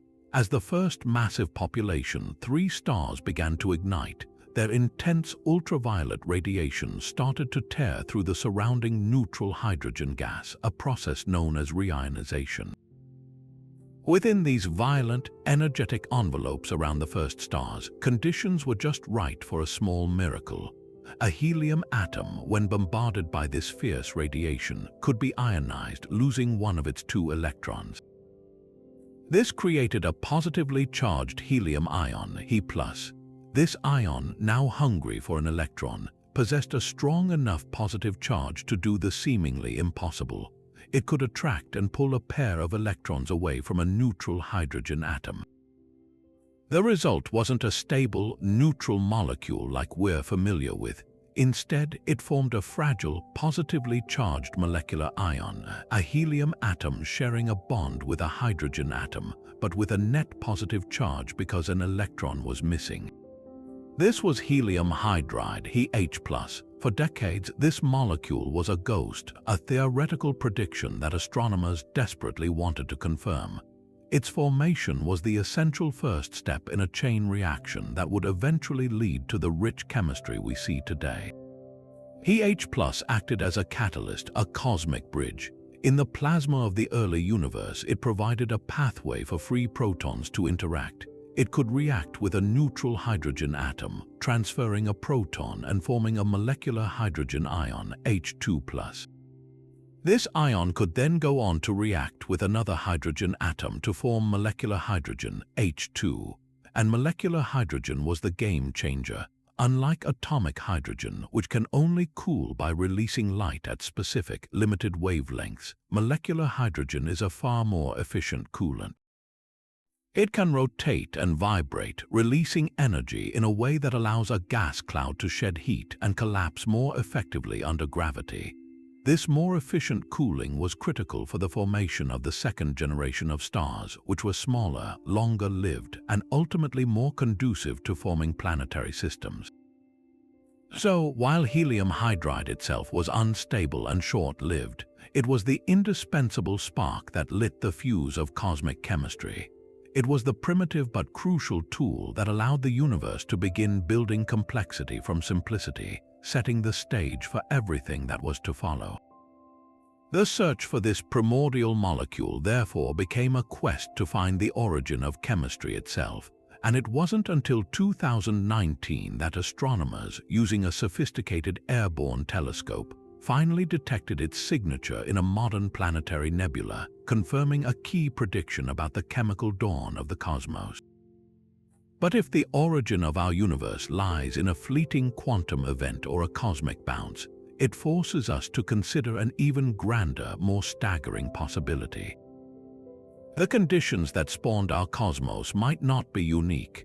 Our 20th forgotten fact proposes that our entire universe, with its hundreds of billions of galaxies stretching across tens of billions of light years, might be nothing more than a single bubble in a frothing, infinite cosmic ocean. This is the theory of the inflationary multiverse, an idea that fundamentally redefines our place in the grand scheme of reality. To understand how this could be, we need to return to the theory of cosmic inflation, that brief period of hyper-fast expansion that solved so many of the Big Bang's puzzles.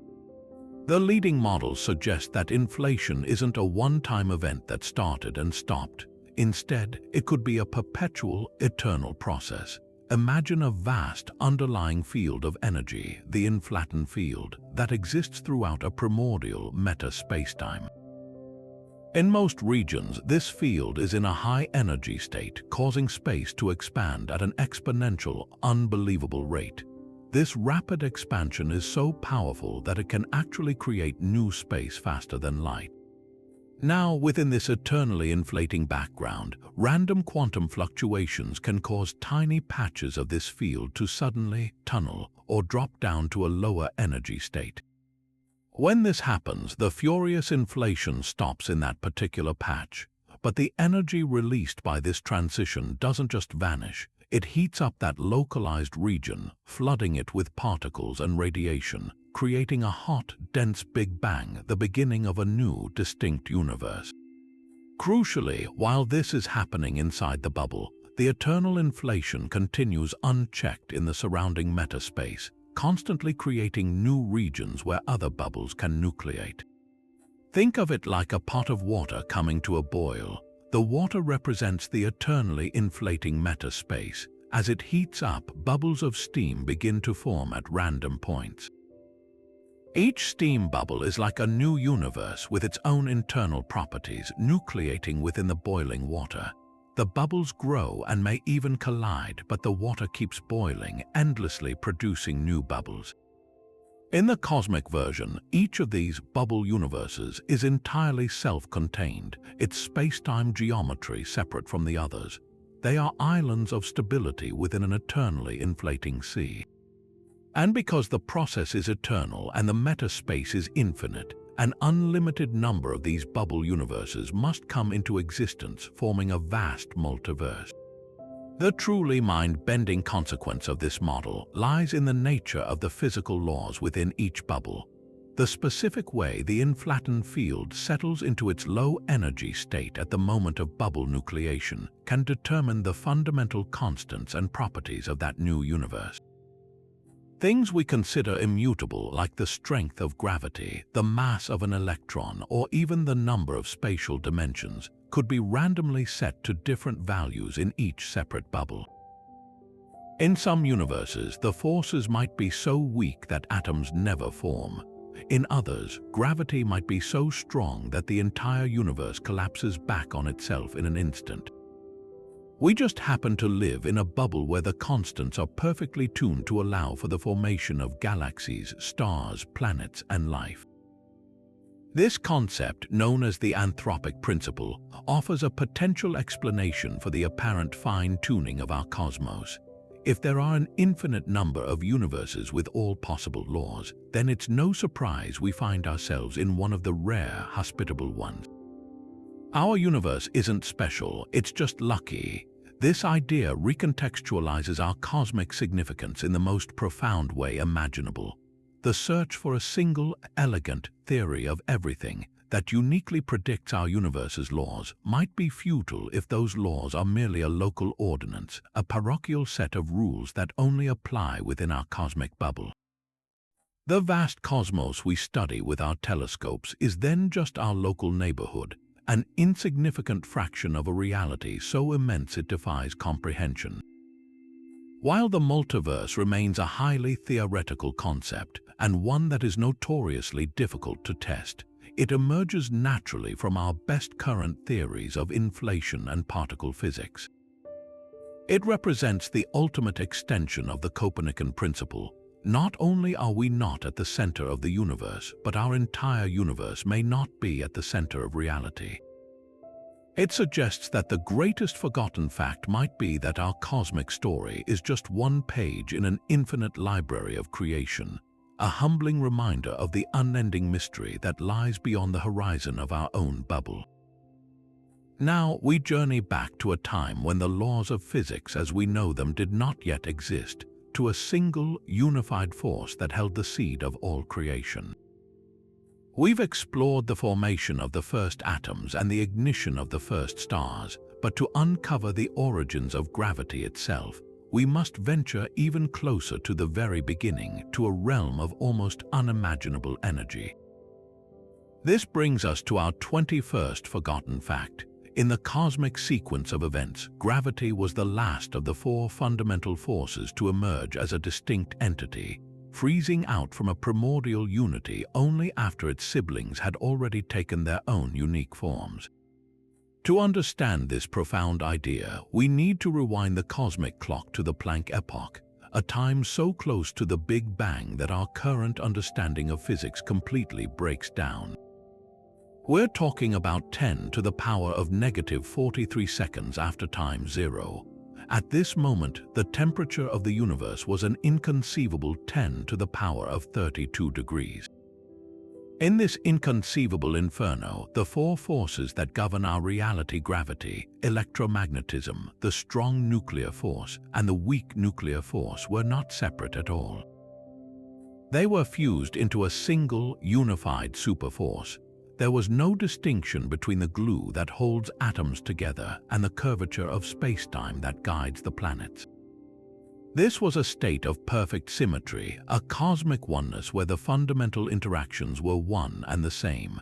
As the universe expanded and cooled at a ferocious rate, it began to cross critical energy thresholds. Think of it like water cooling. Steam, liquid water, and ice are all the same substance, but they represent different phases with different properties as the temperature drops. The early universe underwent a series of similar phase transitions, moments of cosmic symmetry breaking where a unified force would split into the distinct forces we recognize today. The first force to separate from the pack was gravity. This happened almost immediately at the end of the Planck epoch, as the energy density dropped just enough for gravity to decouple. But here's the crucial nuance that is often misunderstood. While gravity was the first to separate, it was the last to become the force we experience today. In those first fleeting moments, gravity was not weak. It was incredibly strong, on par with the other forces. Its apparent weakness in our modern universe is a consequence of scale and the properties of the particles that carry the force. The next to split was the strong nuclear force, the powerful glue that binds quarks together into protons and neutrons and holds atomic nuclei together. Then, slightly later, the electroweak force separated into the electromagnetic force and the weak nuclear force. This final split is a key moment we can actually recreate in particle accelerators like the Large Hadron Collider. So, in terms of distinct identity, gravity was the first to branch off.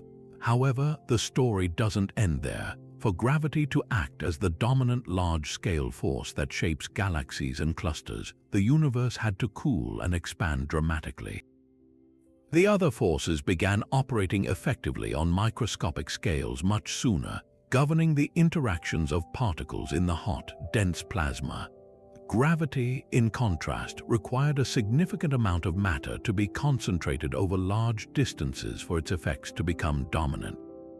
While it was always present, its large-scale organizational power, its role as the architect of the cosmos, only truly came into its own after hundreds of millions of years, once the universe had expanded enough for matter to clump together under its gentle but relentless pull. In this sense, gravity was the last to fully distinguish its cosmic purpose, transitioning from a unified component of a superforce to the solitary sculptor of the grandest structures in the universe. This delayed ascendancy highlights a beautiful irony. The force that seems to rule the cosmos on the largest scales was the last to truly freeze out into the familiar form we now observe. Now, this brings us to a puzzle so fundamental that it threatened to unravel the entire Big Bang theory, a paradox known as the horizon problem. As we've mapped the cosmic microwave background with incredible precision, we've confirmed that the entire sky glows with a nearly uniform temperature. Whether we look north, south, east, or west, the temperature is the same to within a tiny fraction of a degree. This seems logical at first glance, but when you consider the mechanics of the standard Big Bang model, it becomes a profound mystery.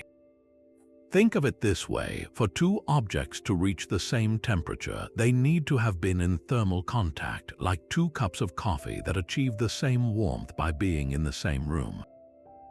Heat or energy needs to have been exchanged between them. But in the early universe, there's a strict speed limit for this kind of communication, the speed of light. Let's rewind to a time just before recombination, when the CMB light was finally set free.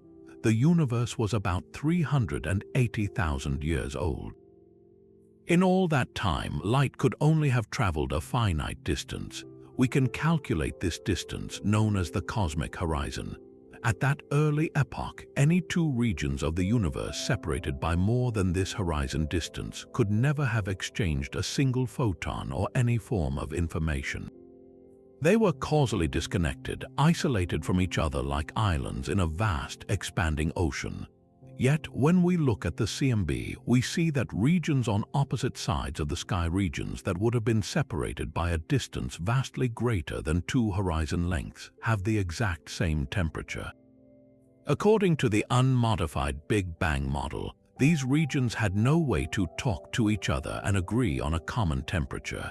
It's as if you walked into a massive concert hall and found that every single seat, even those on opposite balconies, was precisely the same comfortable temperature, but the hall's heating system had only been turned on a moment ago. How could this uniformity have been established without any possible communication? This was the horizon problem, a glaring inconsistency that suggested a crucial piece was missing from our cosmic story. The solution arrived with one of the most brilliant and elegant ideas in modern cosmology, the theory of cosmic inflation. Instead of trying to force communication where none was possible, inflation redefines the starting conditions. It proposes that in the first sliver of a second, around 10 to the power of -36 seconds after the beginning, the universe underwent a period of exponentially rapid expansion. During this inflationary epoch, a region of space smaller than a subatomic particle was stretched to a size larger than our entire observable universe today. This wasn't a slow process, it was a hyper-fast stretching of the very fabric of spacetime itself. Here's the key to solving the horizon problem.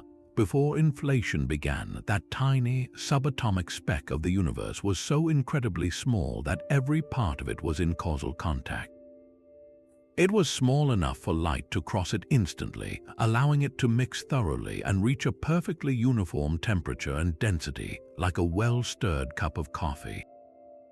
Then, inflation acted like a cosmic magnifying glass of unimaginable power. It took that tiny, smooth, and homogeneous region and stretched it to encompass everything we can now observe. The entire observable universe, with all its galaxies and clusters, was once a single, tiny, thermally equilibrated region. The reason the temperature is the same everywhere is that everywhere we look was once part of the same intimately connected neighborhood. Inflation didn't allow distant regions to communicate. It made them neighbors that were then dramatically pulled apart. The horizon problem is solved because the apparent horizons we see today are an illusion created by the subsequent expansion. The uniformity wasn't established across vast distances. It was established in a tiny volume and then stretched to cosmic proportions. This prediction of inflation is not just a theoretical fix, it's a powerful piece of evidence. The near-perfect uniformity of the CMB is a direct snapshot of that initial smoothness, a fossilized imprint of the universe's inflationary infancy, providing one of the strongest supports for this extraordinary chapter in our cosmic origin story. But this delicate balance, this perfect symmetry that allowed a universe to blossom from quantum seeds, hinges on a puzzle of staggering proportions, one that strikes at the very existence of everything we see. We arrive now at a forgotten fact that is arguably the most personal of all, because had the outcome been just slightly different, none of us would be here to ponder it. The universe we inhabit is built almost entirely from matter, protons, neutrons, and electrons. But according to every reliable law of physics we know, the Big Bang should have created matter and its ghostly mirror image, antimatter, in absolutely equal amounts. And that creates a catastrophic problem, because when a particle of matter meets its antimatter counterpart, they annihilate each other in a flash of pure energy, leaving nothing behind. Think of matter and antimatter as cosmic twins born with an irresistible urge to destroy each other. For every electron created, a positron, an anti-electron with a positive charge, should have been created. For every quark, an antiquark. In the searing heat of the first moments, particle-antiparticle pairs were spontaneously boiling out of the energy-filled vacuum. But as the universe expanded and cooled, these pairs should have begun to find each other, annihilating in a final, mutual embrace. If the initial creation had been perfectly symmetrical, this would have been the end of the story. All the matter and all the antimatter would have completely wiped each other out, leaving behind a universe containing only photons, a featureless, eternal sea of light, utterly devoid of atoms, stars, planets, or life. The fact that you exist to watch this video is living proof that this perfect symmetry was broken. Somehow, for every billion pairs of matter and antimatter that annihilated in the early cosmos, a single, solitary particle of matter was left behind. That 1 in a billion surplus is everything. Every galaxy, every star, every planet, and every atom in your body is made from the leftover ash of that near-total annihilation. This miraculous asymmetry, this tiny bias towards matter, is known as baryogenesis, and it remains one of the greatest unsolved mysteries in all of physics. So what could have caused this slight leaning in favor of matter? The Russian physicist Andrei Sakharov outlined 3 essential conditions that must have been met in the early universe to produce the imbalance we observe.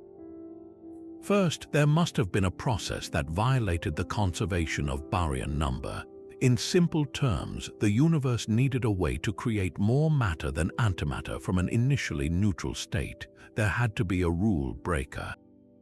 Second, this process had to occur during a period when the universe was out of thermal equilibrium. If everything were perfectly balanced and smooth, any particle-producing reactions would be perfectly mirrored by antiparticle-producing reactions, cancelling each other out. The universe needed a moment of disruption, a cosmic shudder where the rules could be temporarily skewed. And third, the interactions responsible had to violate both charge conjugation symmetry and charge parity symmetry. This is a complex way of saying that the laws of physics had to treat matter and antimatter slightly differently. They couldn't be perfect mirrors. There had to be a tiny built-in preference for one over the other. We have actually observed a violation of this charge parity symmetry in experiments with subatomic particles, but the effect is vanishingly small, far too weak to account for the vast amount of matter we see in the universe today. It's as if we've found a single, tiny leak in a dam, but we need to explain a colossal flood. This tells us that the true mechanism of baryogenesis must lie in physics beyond our current standard model of particle physics, perhaps in the extreme conditions of the very first instance after the Big Bang, or connected to the same forces that drove cosmic inflation. Some theories suggest that the decay of incredibly heavy, hypothetical particles in the early universe could have been the source, favoring the production of matter over antimatter by just that crucial 1 part in a billion margin. Others link it to phase transitions in the primordial soup, moments when the fundamental forces were separating, creating the out-of-equilibrium conditions Sakharov required. The search for the answer is ongoing at particle accelerators around the world, where scientists are desperately looking for any other, stronger sources of charge parity violation that could solve the puzzle. The mystery of baryogenesis is therefore not just an academic curiosity. It is the search for the reason we exist at all, a quest to understand the single, most important oversight in a process that nearly created a universe of nothing but light. This incredible relic of light, the cosmic microwave background, gives us a direct window into the infant universe, but it doesn't look anything like it did when it was first set free. That brilliant, warm glow that filled the cosmos has been fundamentally transformed by the most relentless process in the universe, the expansion of space itself.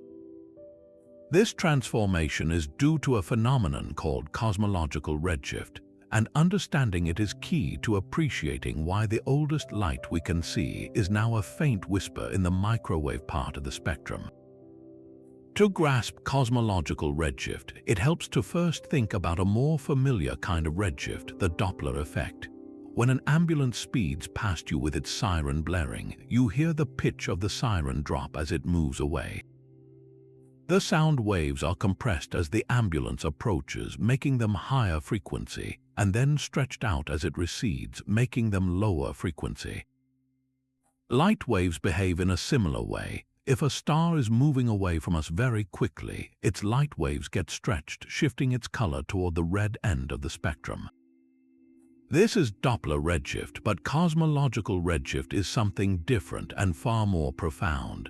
It's not about objects moving through space, it's about the space between objects expanding. Imagine you are an ant standing on a perfectly elastic rubber band. You have a friend ant some distance away and you both have tiny flashlights. Now imagine someone starts stretching the rubber band. As the rubber stretches, the distance between you and your friend increases. Now, if you shine your light toward your friend, the light wave is traveling along the surface of this stretching rubber band. As the wave travels, the rubber band continues to stretch, literally pulling the wave itself apart, lengthening its wavelength. This is the essence of cosmological redshift. The light isn't getting tired or losing energy because something is moving away. The very fabric that the light is traveling through is expanding, and this expansion physically stretches the light wave. Now apply this to the universe. The light from the cosmic microwave background was emitted when the universe was only 380,000 years old. At that moment, the universe was about 1,000 times smaller than it is today. The photons that were released were, by the standards of their hot environment, visible and infrared light. If you could have been there, the entire sky would have glowed with an intense reddish-orange light, like looking into the heart of a furnace. But as those photons began their journey across the cosmos, space itself was expanding. For the next 13.8 billion years, every single one of those photons has been on an epic voyage. And during that entire time, the space through which it travels has been steadily stretching.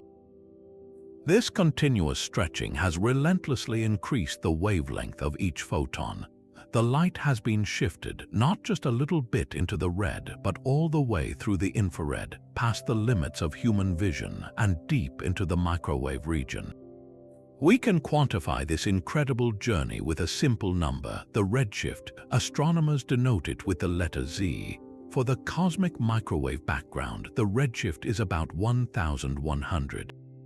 This means that the wavelength of the light we receive today is over 1,000 times longer than it was when it was emitted.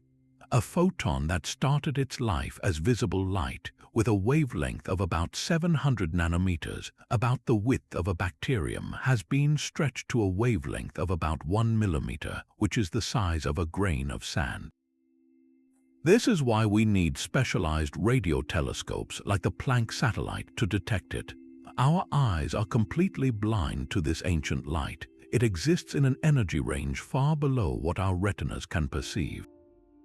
This redshift is not just a curious detail, it is a direct measurement of the universe's expansion history. The amount of stretching tells us exactly how much the universe has grown since the light was emitted. It's a cosmic odometer. Furthermore, this process has also dramatically cooled the light. The energy of a photon is inversely proportional to its wavelength. As the wavelength gets longer, the energy decreases.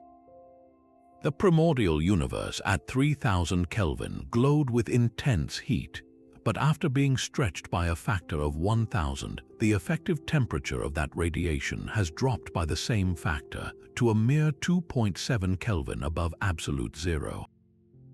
That's why we call it the cosmic microwave background radiation.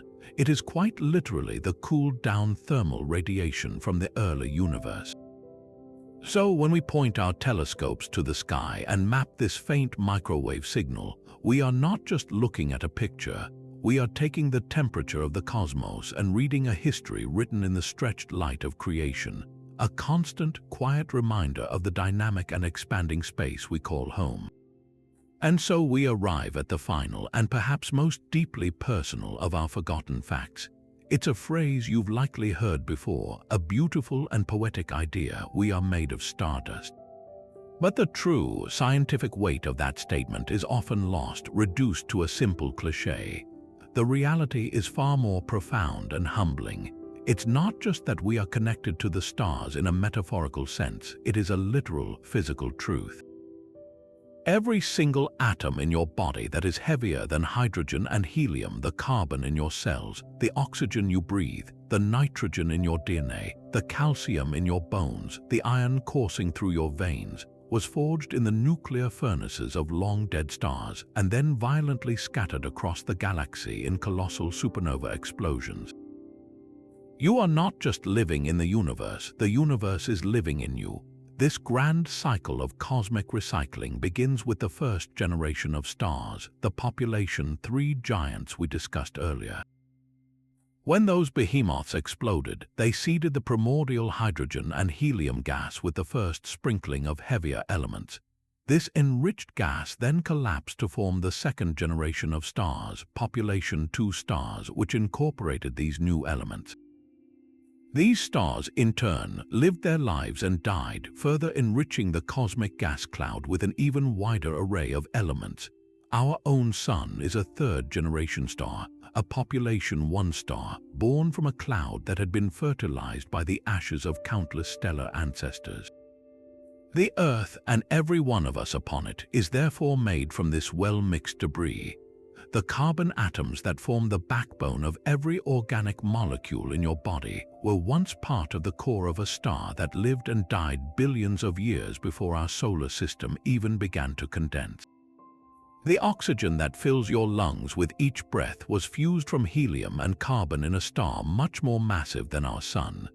The iron that carries oxygen in your blood is the ash of nuclear fusion, created only in the final, desperate moments before a star goes supernova, when silicon fuses into iron in a last-ditch effort to stave off gravitational collapse.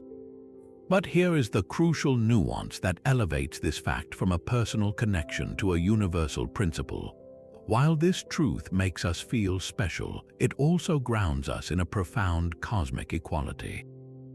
We are made of stardust, but so is everything else. The screen you're watching this on, the air in the room, the family pet sleeping on the couch, the ground beneath your feet, and the most distant galaxy we can observe, all of it shares this exact same origin story. The same stellar forges that built our bodies also built the planets, the asteroids, and the comets. The universe, in its grand economy, operates a single, unified recycling program. There is no matter in the cosmos that is truly new in the sense of being created from scratch after the Big Bang. The hydrogen and helium from the Big Bang are the primordial ingredients, but all the other elements, the ones that enable chemistry, geology, and biology, are the products of stellar alchemy. This means that the history of the universe is written not just in the light we see, but in the very substance of our being. We are walking, talking archives of cosmic history. This realization completes our journey through the forgotten facts of the universe's origins. We began with the roar of sound in a plasma-filled infancy, traced the formation of the first particles and atoms, witnessed the explosive lives and deaths of the first stars, and followed the expansion of space itself. We have seen how quantum jitters grew into galactic empires and how the laws of physics may have been forged in a fiery beginning.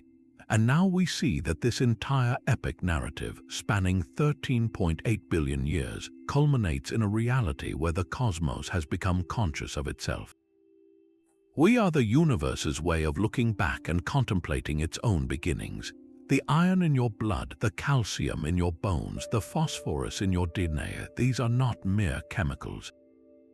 They are relics of a journey that started in the first second of time, souvenirs from the hearts of stars that shone for only a few million years but whose legacy is eternal.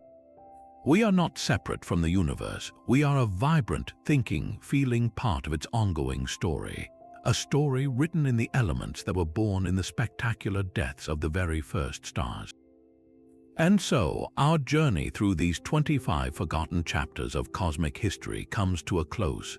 We began with the simple, powerful image of the Big Bang, but we've discovered a story that is immeasurably richer, more complex, and more wonderfully strange than the standard narrative suggests. It's a tale that stretches our understanding of reality to its very limits. We've heard the universe's first deafening roar, witnessed a time before the simplest atoms could exist, and learned that the entire observable cosmos was once smaller than a single atom. We've peered into the blinding light of creation that is now invisible to our eyes, and grappled with the humbling truth that everything we can see is just a tiny fraction of a reality dominated by dark, mysterious forces. This exploration has revealed a cosmos where the laws of physics themselves might not be constant, where the expansion is not just continuing but accelerating into an isolated future, and where the very concept of a beginning might be an illusion masking an eternal cycle of birth and rebirth. We've seen how the largest structures in the universe were seeded by the tiniest quantum whispers, and how the first monstrous stars had to die violent deaths to create the chemical elements that make our lives possible. From the first fragile chemical bond to the ghostly rain of primordial neutrinos, each fact adds a layer of depth to our origin story, transforming it from a simple timeline into a symphony of interconnected events. What emerges is a picture far more awe-inspiring than any explosion in a void. It is a story of a dynamic, evolving, and deeply mysterious universe, one that is still revealing its secrets. These forgotten facts remind us that our quest for understanding is never complete. Each answer uncovers new, more profound questions. They connect us directly to the cosmos, not as distant observers, but as active participants made from the very stardust forged in its history. Now we turn the final reflection over to you. As you look up at the night sky with this new perspective, which of these 25 facts reshaped your understanding the most? Was it the realization that the universe has a temperature, or the mind-bending possibility of a cosmos before our own? Did the delicate imbalance between matter and antimatter, the reason we exist at all, strike a chord? Share your thoughts in the comments below. We're genuinely excited to hear which cosmic truth left you in the greatest state of wonder. If this journey into the depths of space mysteries captivated you, make sure to subscribe and hit the notification bell. There are countless more secrets waiting to be uncovered, and we'll continue exploring them together. Thank you for joining us on this voyage to the forgotten origins of everything.